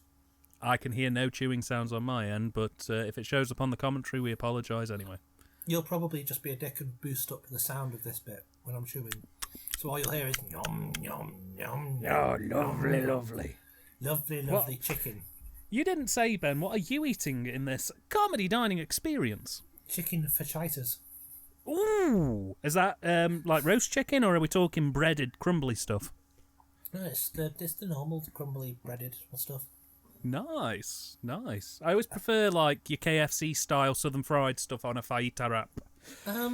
Over your just your roast chicken stuff. Yeah, it's better than McDonald's wraps anyway. They are so terrible. Really? You've never had a McDonald's wrap? No, quite the opposite. I've only just discovered them, and I've been going out infrequently because they're only £1. Oh, they're so bad. They taste like they've been there about a week, which they probably have. The ones I've had have been surprisingly quite fresh. I've not had any like stale ones so far. They've always had really fresh salad on them, and the chicken's been nice. Maybe they like you. Maybe you're their number one customer. Ben, we can't lose this sponsorship deal. The clown's got us by the balls. This goes deeper than you understand, Ben. Deeper than you understand. We're part of Macanon. Do not meddle with the ties that bind. Today we're with the clown, but tomorrow we could be with the colonel. Have you ever seen the film Network? I've only ever seen the iconic scene from Network. Oh, the I'm mad as hell, that bit. Yeah. There's a bit where he goes to meet someone in Washington, and this guy basically berates him, and it's the same kind of style of acting. He does this really big speech. You have interfered with the forces of nature, and we will not allow it. And I was just picturing that, but with Ronald McDonald. By the way, I love the fact that the set dressing for the evil underground submarine layer is basically Top of the Pops circa 1977. Oh, now we've got to talk about this set. This was at the time the largest soundstage in the world, and we know this is true because they built it for the film. Wow. Yeah, Jesus. this was all. There was no soundstage at Pinewood that could accommodate this set, so they went, well, we better build one then, and they did. I know this. Oh, go ahead. Sorry. It's called the 007 stage, and it's still there today. Still gets used by loads and loads of big films. If you go on IMDb, I'm sure you'll probably find a big list of loads of Hollywood films that have used this stage. Famously, the video for Justified and Ancient by the KLF oh wow was filmed there, and just I think a lot of the Batman stuff was done there, and yeah. I know I'm going to get immediate eye rolls here when I say this, but why could they not just use a couple of matte paintings for this? Because it would look like a painting and it would look crap. Yeah, but didn't they do this with like You Only Live Twice? Didn't they use matte paintings for a good chunk of it? No, we had this conversation on You Only Live Twice as well. They built that. That was really? a giant set, yeah. Jesus. And this was and that was amazing because that at least that was built on an already existing soundstage, and this they had to build the soundstage first so they could build the set. Wow. And here's another good story about this: is that the cinematographer on this film was a bloke called Claude Renoir, and he was going blind, which for a cinematographer I'd say is a bit of a disadvantage, really. Well, yes, but yeah, he was losing his eyesight, and he couldn't actually see because the set was so big. He couldn't really see down it properly. So Ken Adam, production design genius who built all this, called his mate being Stanley Kubrick, and he said, "Look, our guy's having a little bit of trouble lighting the set. Can you come down and help us?" And he did. Stanley Kubrick came down to the set at night. He insisted on doing it under complete secrecy, which has obviously failed because we now know the story. And yeah, Stanley Kubrick had a look over this set, and he told him how to light it. He basically said, there's no way you're going to light this conventionally. So what you're going to have to do is build floodlights, and just have the floodlights on camera. Just make that part of the set, and that way you don't have to piss about all day getting lighting rigs up, because you've already lit it just by turning the lights on, basically. So that's what he did, and so it's nice that a Bond film has got a bit of a small but a slight sliver of Kubrickian influence in it. Wow! Judo chop, judo punch, judo struggly army thing. Yeah, no, I mean, obviously Kubrick would have had some experience from lighting giant sets, because obviously he had to light that moon landing set that... oh, yeah, yeah, when he... that secret film he did for NASA. Yeah. Where he... I believe that film's called Lolita. Yes. It's about Ooh, nice little... It's about a paedophile on the moon. Gil Scott-Heron considers lyric rewrites. It's about James Mason on the moon. Young space alien over there. God blimey. Nice little Bond connection there as well, because Peter Sellers is in Stanley Kubrick's Lolita. Yeah, yes, he is. So you is Kevin squared Bacon, that circle. Kevin Bacon's in it? No, he's not. He plays Lolita. I like Stromberg's evil fish symbol. I do as well. It's so cheesy and silly and cartoony. They're not even pretending that he's not Blofeld at the minute, is it? Are they? No. You literally got him in the Blofeld suit. Yeah, the grey Nehru jacket thing. Mm. And he's got the exact same plan as Blofeld. He's going to start World War III, and then there's going to be question mark, and then step 3, profit. Under the sea.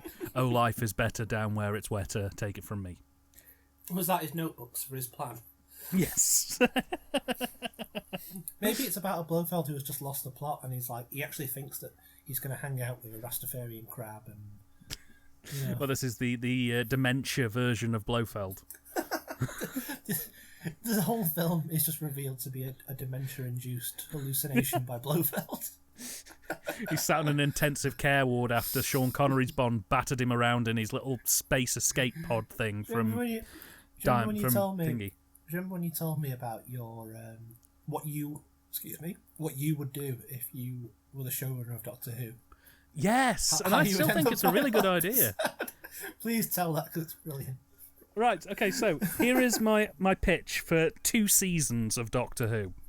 So, season 1, you introduce your new Doctor, and you have him. He's a slightly older gent. You have him run through the season, but every episode that he's in, something isn't quite right. So, for example, in the first episode, the TARDIS lands, but it's not quite the same. It's not a police box. It's sort of, it may be a different colour, a different shape, or a different size, or it's a different thing.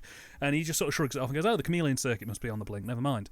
But then in episode 2, you meet the Daleks, and they don't look quite right, and then he sort of puts it down to, oh, they must have evolved or changed shape or mutated slightly, because, they redesign the Daleks all the time.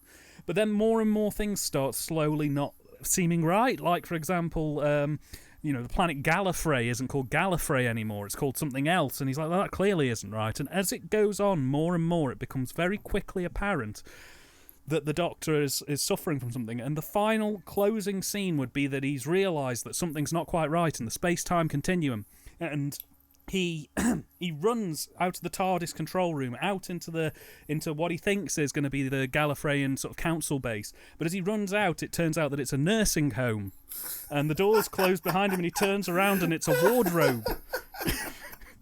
And 2 nurses run in and sort of say, "What's wrong with you? What's wrong with you, Stephen?" And he goes, "What?" And he goes, "You're Dr. Stephen whatever."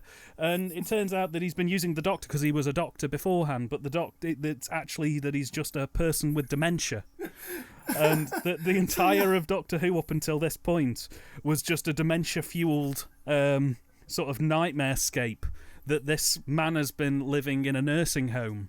Of course, we couldn't keep it that way, so the second season would be that it had turned out that, I don't know, the Time Lords had put him in like a Matrix simulation, or the Daleks had got him in stasis or something. See, but just the idea of the final sort of episode of this first season of a new introductory Doctor is two nurses sort of leading him back to the day room. See, when you first told me this idea many years ago, you didn't mention the part about the second season. I think your implication was just you wanted to end the show by saying it was all a hallucination. No. The plan would always... If you're on some bizarre mission to sort of make yourself be the victim of a hate campaign, a justified hate campaign, I would argue, in that circumstance. There's not often you can say that about hate campaigns, but that would be very justified. Unless you just have this weird macabre sort of death wish about you. Check my letters for the day after the finale airs. Death threat, death threat, death threat. Invitation from Ian Levine. Oh wait, no, death threat. I'm just picturing you watching like the TV or like YouTube talking about it, and you've just got this big smile on your face. Yes. Like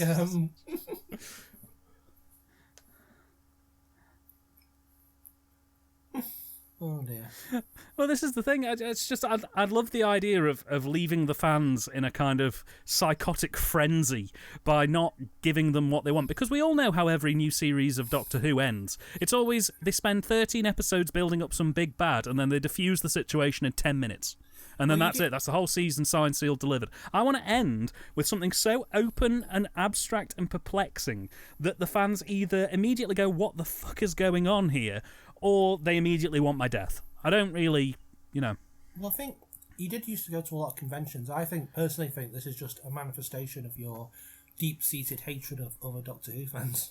Oh yeah, guaranteed. I mean, I loathe you, so... Oh dear.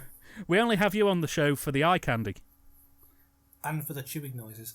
And for the chewing noises. You're in for the ASMR crowd. We should do the same with Bond. Like he's just an old alky in the pub. Daniel Craig's last scene as he goes, we've got to stop Blofeld before he takes over the world, and then he runs out and it turns out he's just been in the gents' toilets of the Nag's Head for the last,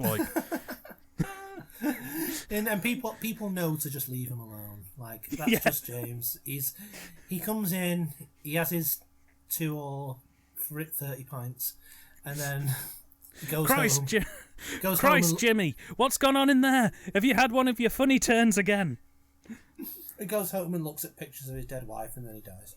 Yes, and his dead wife is inexplicably, I forgot her name, the Bond's actual wife from On Her Majesty's Secret Service. Oh, Tracy. But, not age-adapted, yes. Yeah. But not age-adapted, so, she would clearly have been 80 if he'd have had a relationship with her. So, 80-year-old Diana Rigg, basically. Yes. Good grief. This commentary took a very dark and pleasant turn. So yeah, I've started a Kickstarter to get my fan film season of Doctor Who made. You can find links in the description. For $10, we'll review a pitch that you send to us. Is this your Fiverr gig? Yes, this is my Fiverr gig.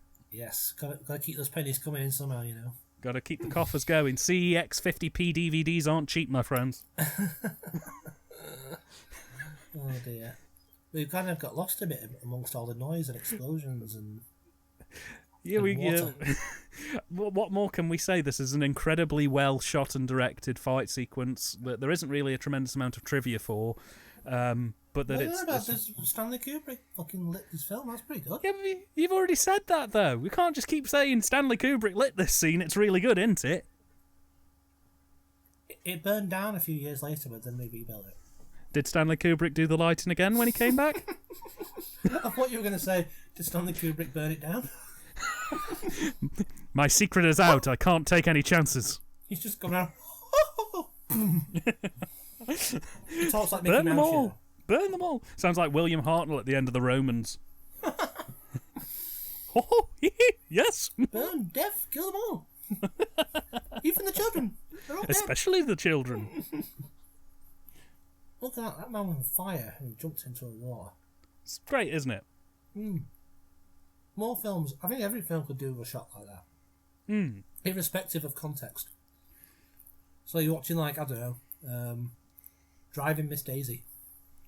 Gogglebox. It cuts from, Morgan Freeman having a nice chat to man on fire jumping into river, and then just cuts back to the film. This is my pitch to improve all media. It's not quite as good as everything is a dementia dream, but it's getting there. Did you notice that Stromberg has webbed fingers? He does have webbed fingers, yes, which they don't really. I think you can only really tell when you watch this Blu-ray version. It's not really apparent when you watch it on video or DVD. There was some deleted lines from the script where Stromberg turns to Bond and he goes, "Did you know, Bond, I have webbed hands?" And Bond goes, "Yes. Interesting." And then the scene just carries on. Yeah. I don't like how she just becomes another damsel in distress at the end. Yeah, I mean, at least you can say what you like about Britt Ekland. At least her arse managed to save the day at least once or twice. I'm fairly certain a KGB trained agent would be able to figure out how to get out of her hands being tied with some rope. Yeah, I'm pretty sure. I'm pretty sure she could suss that one out. You see, the implication though would then be that the KGB agent would be capable of taking out Stromberg, and unfortunately, due to patriarchal stereotypes, we can't have James Bond not kill the villain in his own film. So that would have been a good twist, actually, because Stromberg, I don't really care how he dies. He's not that memorable a villain, but there's a big build-up. Bond gets on his little jet ski later on and goes into Atlantis, and he comes in the room, all guns blazing and the music swelling, and Stromberg's already dead, and Anya's standing over him, looking triumphant. It's interesting to know, by the way, that the procedure to defuse a nuclear bomb is exactly like the game Operation. We can't touch the sides. Ooh, funny bone. Is that the plutonium core? No, that's the shingle. Oh shit, I've got to do the bit with the rubber band. I hate this one. Anybody got a rubber band? They fuck up. Bomb exploding in 2 minutes. Oh, anyone fancy a game of Buckaroo? I know Jaws is pretty good at charades if we can find him.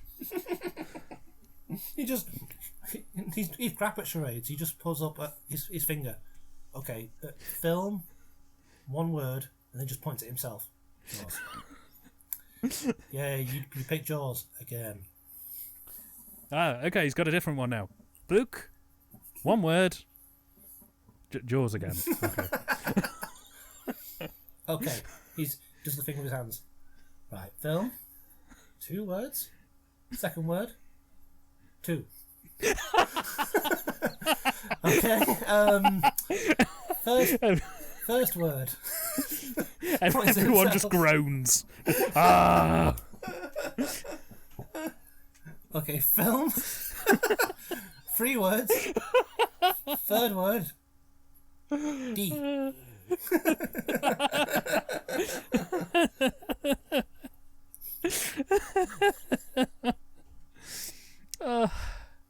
I'm getting a workout today, boys. I don't know what to tell you. You're watching The Spy Who Loved Me comedy dining experience, and there's actually laughs in this one. That's a very backhanded compliment. Listen to this one, guys. It's actually good. That's very mean. You're a very mean person. So far in this commentary, we've insulted Egypt. We've pitched a Doctor Who script where somebody has dementia. You pitched a script where they had dementia. I'm washing my hands of that. That's told me to pitch my script. That's your masturbatory fantasy for over 10 years now. It has, and it will get made one day when I become head showrunner of Doctor Who in 2024. Considering the way the show is at the moment, they probably just going to be like, fuck it, we'll try anything. Yeah. What do you got, kid? Dementia plot. Well, can't be any worse. Can't be worse than the fucking last season. Should clarify as well, we like Jodie Whittaker here. We don't have a problem with her. I liked that bit, though. That bit was really good, by the way. Yeah. Where the Bond theme cuts out with the monitor. Do you think they just pressed stop at the wrong time at that point? Or yes. The tape wasn't spliced right? Yeah, we like Jodie Whittaker. I think we can mutually agree we're not that big on Chibnall. Yeah, that's the thing. I think that there's an assumption that when you criticise the last 2 seasons, then you're automatically criticising the idea of making the Doctor a woman.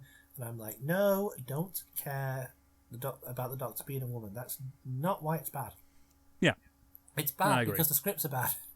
Yeah. Yeah.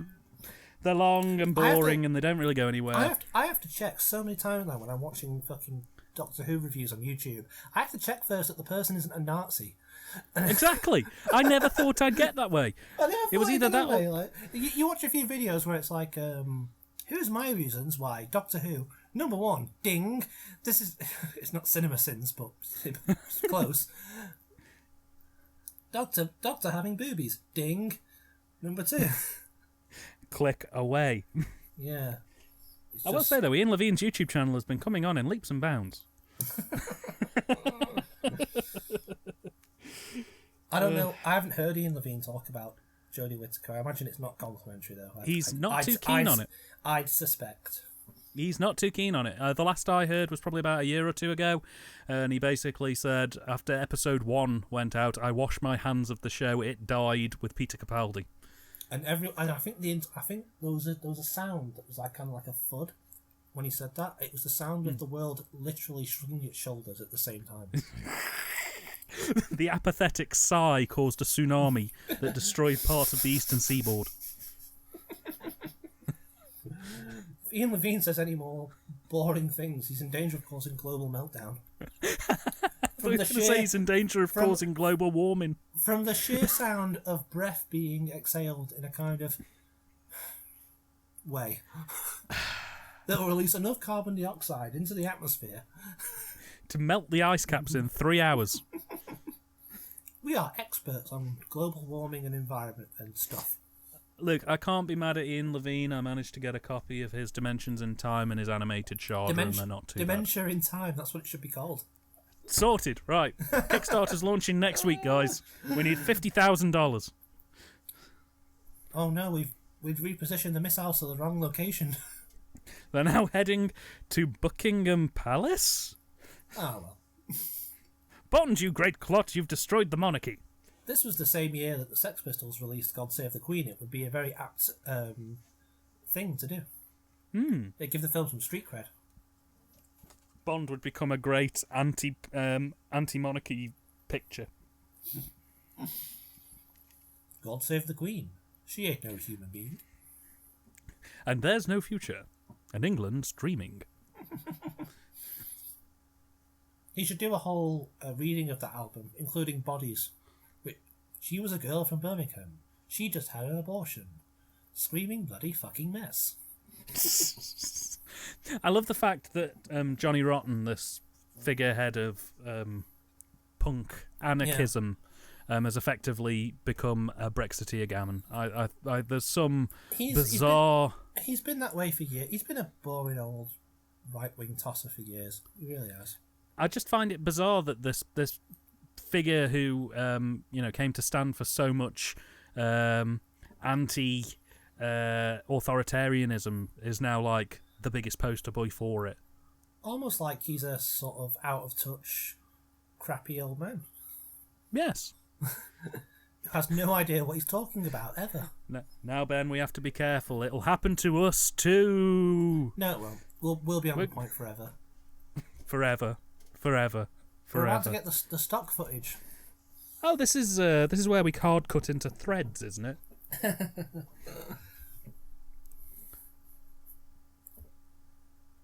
Submarines wiped out by stock footage. Well, that's my job done. Killed a bunch of lads. Going home now.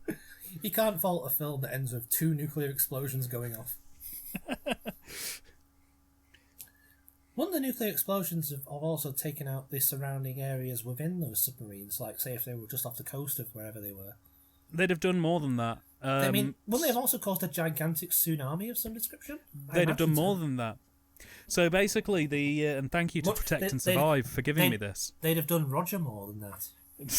So what would have basically happened is, first of all, you'd have definitely had at least a couple of tsunamis from each of those explosions, but also the wreckage of the submarine and also all of the marine life that got vaporized by the explosion would have been sucked up into the atmosphere and carried by the jet stream to whatever country happened to be closest, following the wind direction.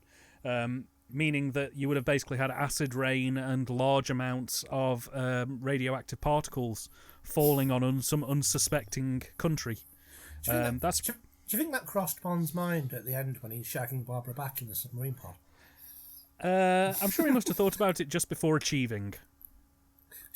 They're sort of going at it, and she's like, James, are you not worried about the nuclear effects of the two missiles? Not asked. Nearly at the station. Don't care. Shut up. Done. The next film opens with him reading a newspaper that just says, Russian people horribly mutated. And he still says the same things. Don't care. I had my fun. That's all that matters. I got to shag Barbara back in a submarine. Who cares? Did you? No? Arse, mate. I like our version of Bond, just completely dismissive of the world and everything around him. As long as he gets what he wants, care. It's fine. It's all about me. Arse, mate. Oh, dear. Time is money, got to go. I could pay to destroy entire countries and knob Russian women.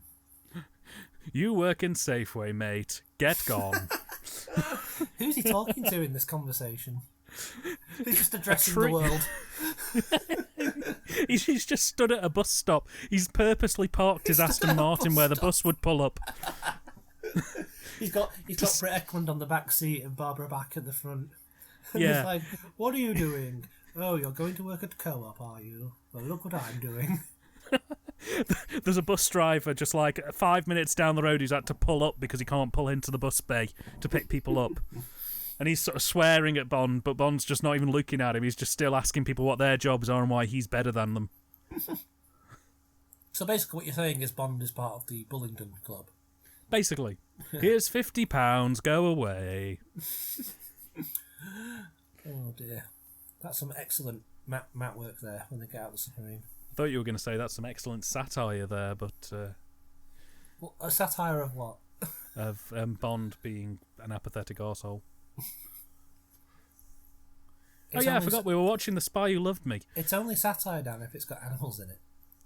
Oh, right. So Bond is an elephant, did I mention?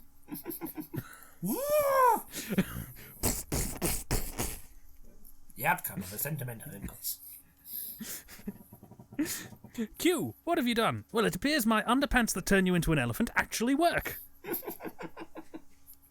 Well, can you develop some kind of underpants that turn people into a man? Underpants that turn people into a man? Are you insane? Are you crazy? Do you have something wrong with your cognitive functions? No, I can't.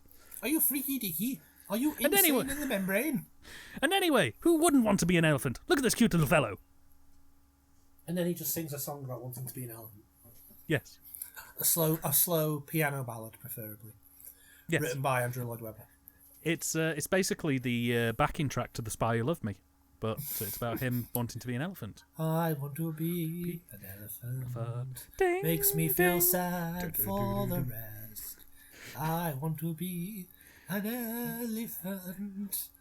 Elephants are the best. That's the name of the song, Elephants Are the Best.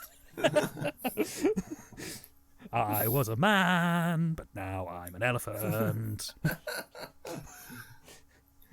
like a song written by a 5-year-old. Yes. Do you think this would have been like a really interesting way to end this film? You know what I was saying before about... Because there's all this stuff where it's like, you've got to let me get on the ship. I can't. We're going to destroy it. You have to let me go on. And then after all that build-up, he just comes in and Anya's just taken Stromberg out. Yeah. So basically... I mean, he'd still have to come back and get her, but I just think that would have been a really, neat thing to do, because it also would have established as well what we've been establishing through the whole film, that Anya is a badass. And I mean, in fairness, it wouldn't have been any worse than his actual death, which is basically Bond turns up, goes, "You're right," he goes, "You're right," and then Bond shoots him 3 times, and that's it. Death by table. Yeah, and that was another thing as well. Tables means death. That was another thing as well, right? The table gun death was rubbish. I was reading somewhere that this film apparently invented the jet ski, but I don't know if I buy that. No, I'm sure it exists. I mean, do we have it? Do we have any footage of jet skis from pre-1977? That's your job, Dan. I'm going to leave that to the commentariat. I'm just picturing Bond now on Wave Race. You know those what's that old arcade game where you got on the jet ski? Oh, Wave Race 64. Yeah. Got the high score, mate. Number 1, mate. What did you do today? Oh, you went to work, did you? Would this still be part of the dementia thing? Like, maybe he's not really rich. It's just he just has very bizarre delusions of grandeur. I sat in my swish apartment and drank Carlsberg. What did you do? You live in a bush shelter, Bond. You don't insult my apartment. I can have you killed. You take spice all day and shout at old women. Britt Eklund and Barbara Bach love me. Everybody knows that. That's not Barbara Bach. She works at the bus stop. Her name's Sandra.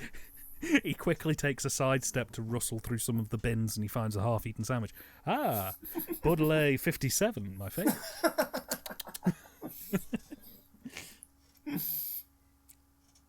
Ah, yes, 2 meals in 1 week. Fantastic. Oh, look. Somebody's dropped a bus ticket with 2 stops still to go on it. Today's my lucky day. Christmas has come early.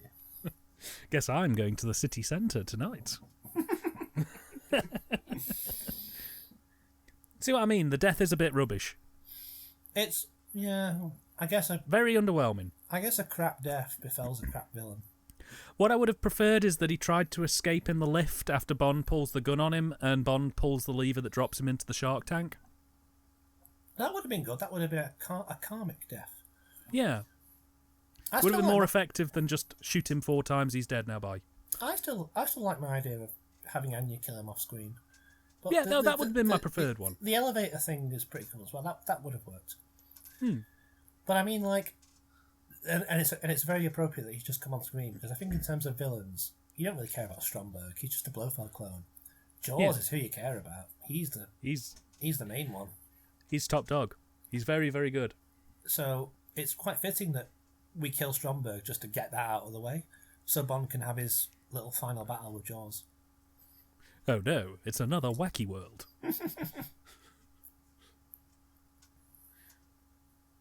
So this is where Stromberg was going to live, apparently, for, the next 200 years. Doesn't even have a colour TV, mate. Doesn't even have Sky. Hasn't even got a GameCube, mate. How's he going to watch Babe Station? I can't remember if we spoke about this on the commentary or off the commentary, but we're not going to clarify that last point, and may God have mercy on us all. It was recorded. But will it be included? That's the bigger question. Well, that's up to you. If it's included, you'll know. If it isn't, sorry, we're not explaining. This is cool. He does a kind of Batman 66 sort of trick. He defeats him with a giant magnet. You know what would have been funnier, but it would have been too sick to do. Oh, sorry. As the magnet lowered down, rather than it just like grabbing his head, it just ripped his skull off. I suppose we need to ask really, why does Stromberg, have a giant electromagnet in a shark room? Now, you see, I thought about this, and the only answer I could come up with that in any way made sense was that he maybe had to feed the sharks in some way, and that he used like a metal bucket or something filled with fish. Feed them what? Coins?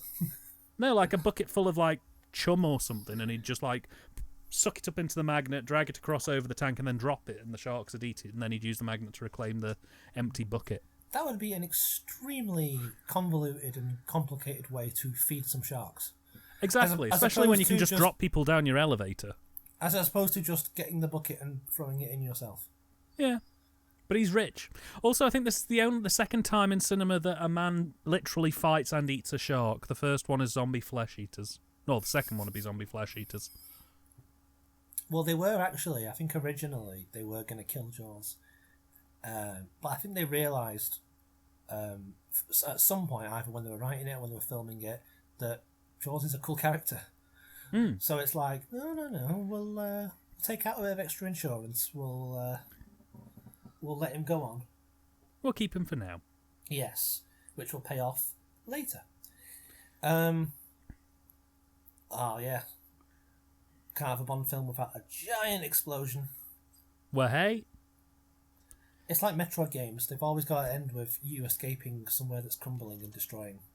It's very nicely done, though. Again, especially when you think back to like Doctor No and the first sort of attempts at having bases flooded, slowly exploding, we're kind of reaching the critical point of the best they can possibly look with films like this. The 007 stage alone, like Doctor No's budget was £1 million. So, and the 007 stage alone would easily have cost more than that. So, that gives you an idea of just how, it's an interesting way, because if you watch these in order, it's kind of almost like the history of the action film in many ways. In the ways that it just escalates and it just gets bigger and louder and stupider.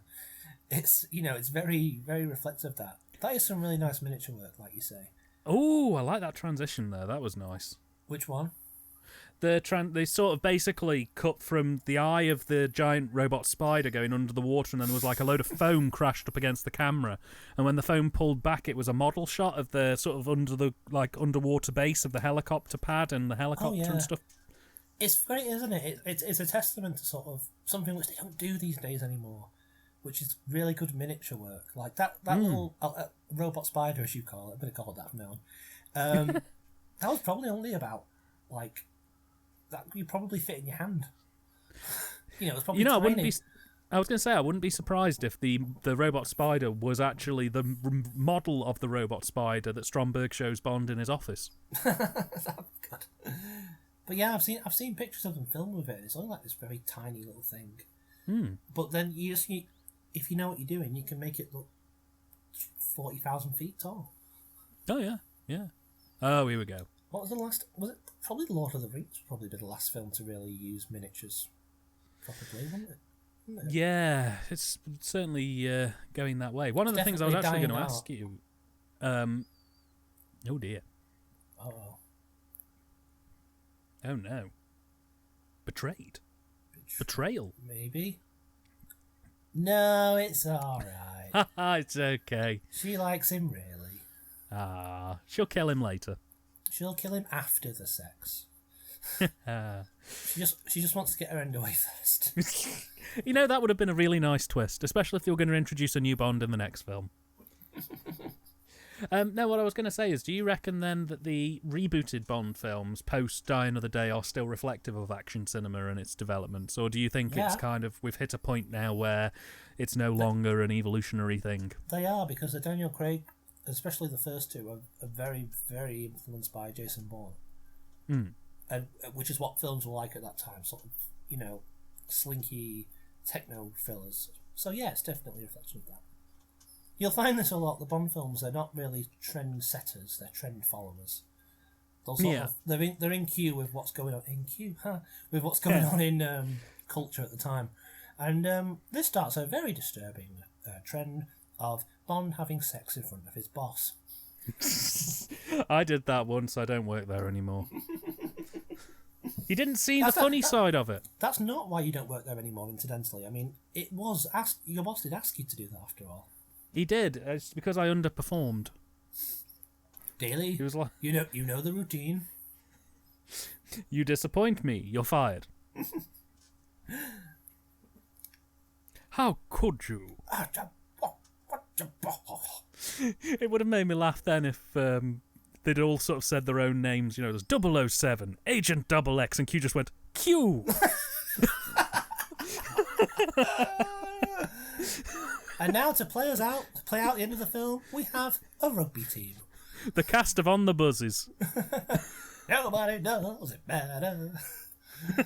See, you were talking about versions of the song before. Where's that version? Exactly. Nobody does it half as good as you, baby. Cha-cha. You're the best. You're the best. I mean, we're going to have this discussion on the next film we cover today. This version of the song written by Bob Fosse. Yes. Because both of the films that we're recording today are... Good name for a band, The Egyptian Folklore Group would be a good name for a band. Anyway, I'll stop talking as well. No, both of the films that we're going to be covering today are both going out in July. So this film will be covered in early July, and the next film we're covering will be out late July. But yeah, I think there's going to be a theme of music going forward, especially in the next film when we're talking about songs that aren't available. The last thing we see before we cut to credits is Bond closing the curtains between him and all the MI6 people. I like to imagine that they just carried on having sex. And there's just and the scene goes on for like 5 minutes, and it's really awkward because they're all still standing there, and all they can hear is just like. All you can see is the pod sort of rocking gently back and forth. If this pod's occasionally very muffled. Oh bloody hell! The end of The Spy Who Loved Me. James Bond will return in For Your Eyes Only. Or will he? Will he? The answer is yes, eventually, but not next time. No, we're taking a detour into Crazy Land next time. We're taking a double detour. We're double detouring the detour because I'm detouring your detour. Speaking of detouring your detour, yeah. So it just awkward sex scene that goes on for 8 minutes. The camera just slowly pans across the faces of M and General Gogol, and then just cuts to Q, and it's a bit like Dougal, like he's just staring ahead. He's got a slight smile, but he doesn't really know what's going on. Yeah. Q. He's just deep in the back of his head going, I really should make those underplants that turn you into elephants. That was Tussalom, to give it its abbreviation. That was Spy Loved Me. That was to give it its abbreviation, Tussalom. TSWLM. And before we talk about all of the various detours on top of detours that we're going to be going through over the next month or so, Ben, what did you rate out of 10 The Spy Who Loved Me? It's going to have to be, I think, a 9 for me, Bob. It's just great, isn't it? I mean, it's just a really, really well-made, entertaining film.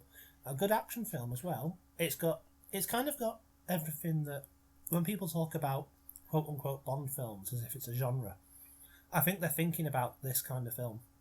Yeah. You've got lots of action, you've got lots of gadgetry going on with the Lotus. There's a little bit of drama with Bond and, Anya killing her ex-lover. There's intrigue. There's a big, scary, memorable baddie. And there's lots and lots of stock footage. It's but yeah, it's great. I think the only thing that lets it down for me is the fact that, like you say, Stromberg's kind of a crap villain, and the plan is basically just You Only Live Twice again. But then in terms of villains, it makes up for that because Jaws is so great. So yeah. No, I would agree with you. I think in many ways, I personally feel like it handles that You Only Live Twice plot in some ways better than You Only Live Twice. The only thing I can solidly agree with you on it is that the Blofeld knockoff is a bit shit. And he dies too easily. This isn't like a Kananga moment where he sort of turns into a giant puffy man and flies away and explodes. Which I think Kananga wasn't that good a villain either, but at least he had a really funny death.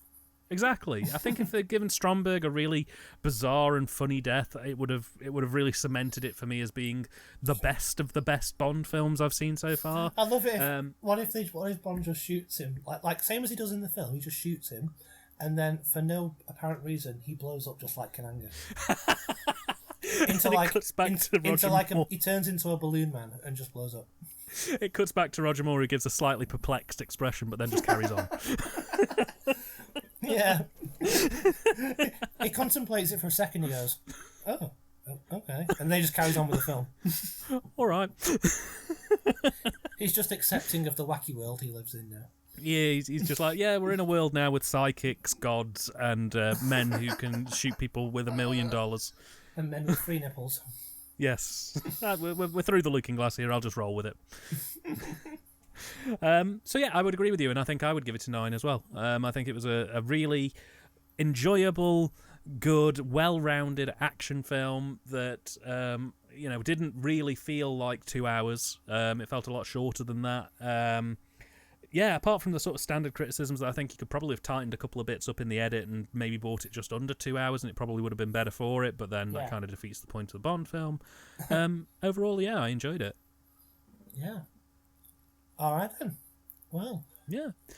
I guess that is That is the way to end it. That's the way we tie things up. Now, we have an interesting situation for next month. New to me. Oh, no, so, next month was advertised as being for your eyes only. As Ben quite rightly says, that is not the case. Next month should be Moonraker.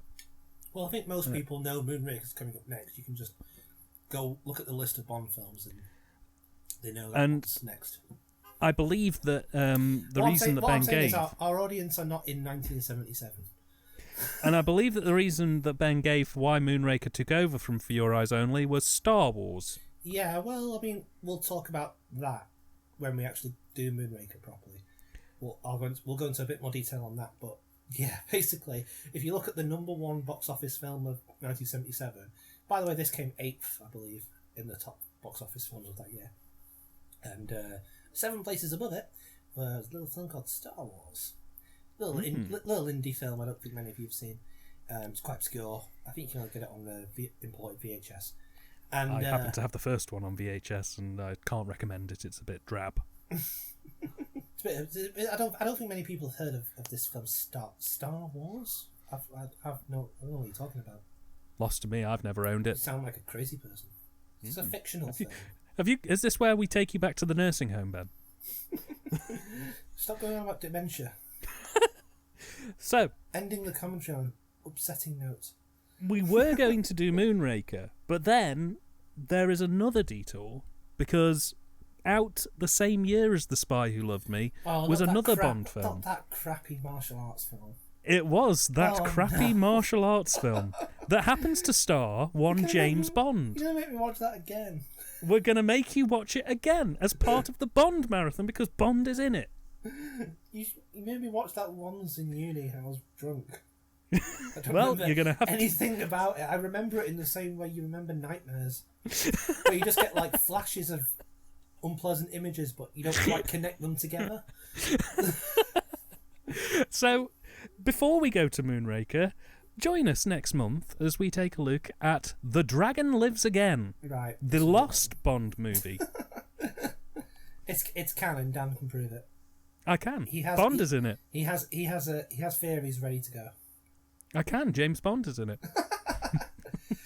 If you want more film theories. So yeah, we're taking a detour from the DidYouKnowGaming.com /TYTD for 25% off on all our merchandise. So yeah, join Dan's theory on why on the true meaning of Majora's Mask. It's about a moon that crashes into a thing. Hope you enjoyed that theory. So join us next month as we take a detour from the detour and we enjoy 1977's or 1978's The Dragon Lives Again. It's definitely one of them. Yeah, 1977 or 1978. It was released in Asia in 1977 and it was localised in 1978. So the dates are a little bit confused as to exactly what we say. That's a reasonable explanation, but I just find it funny how you gave 2 years. So yeah, join us then, and thank you so much for joining us on the comedy dining experience where we talked about The Spy Who Loved Me, and we hope to see you next time. I'm going to go have a wee. Bye.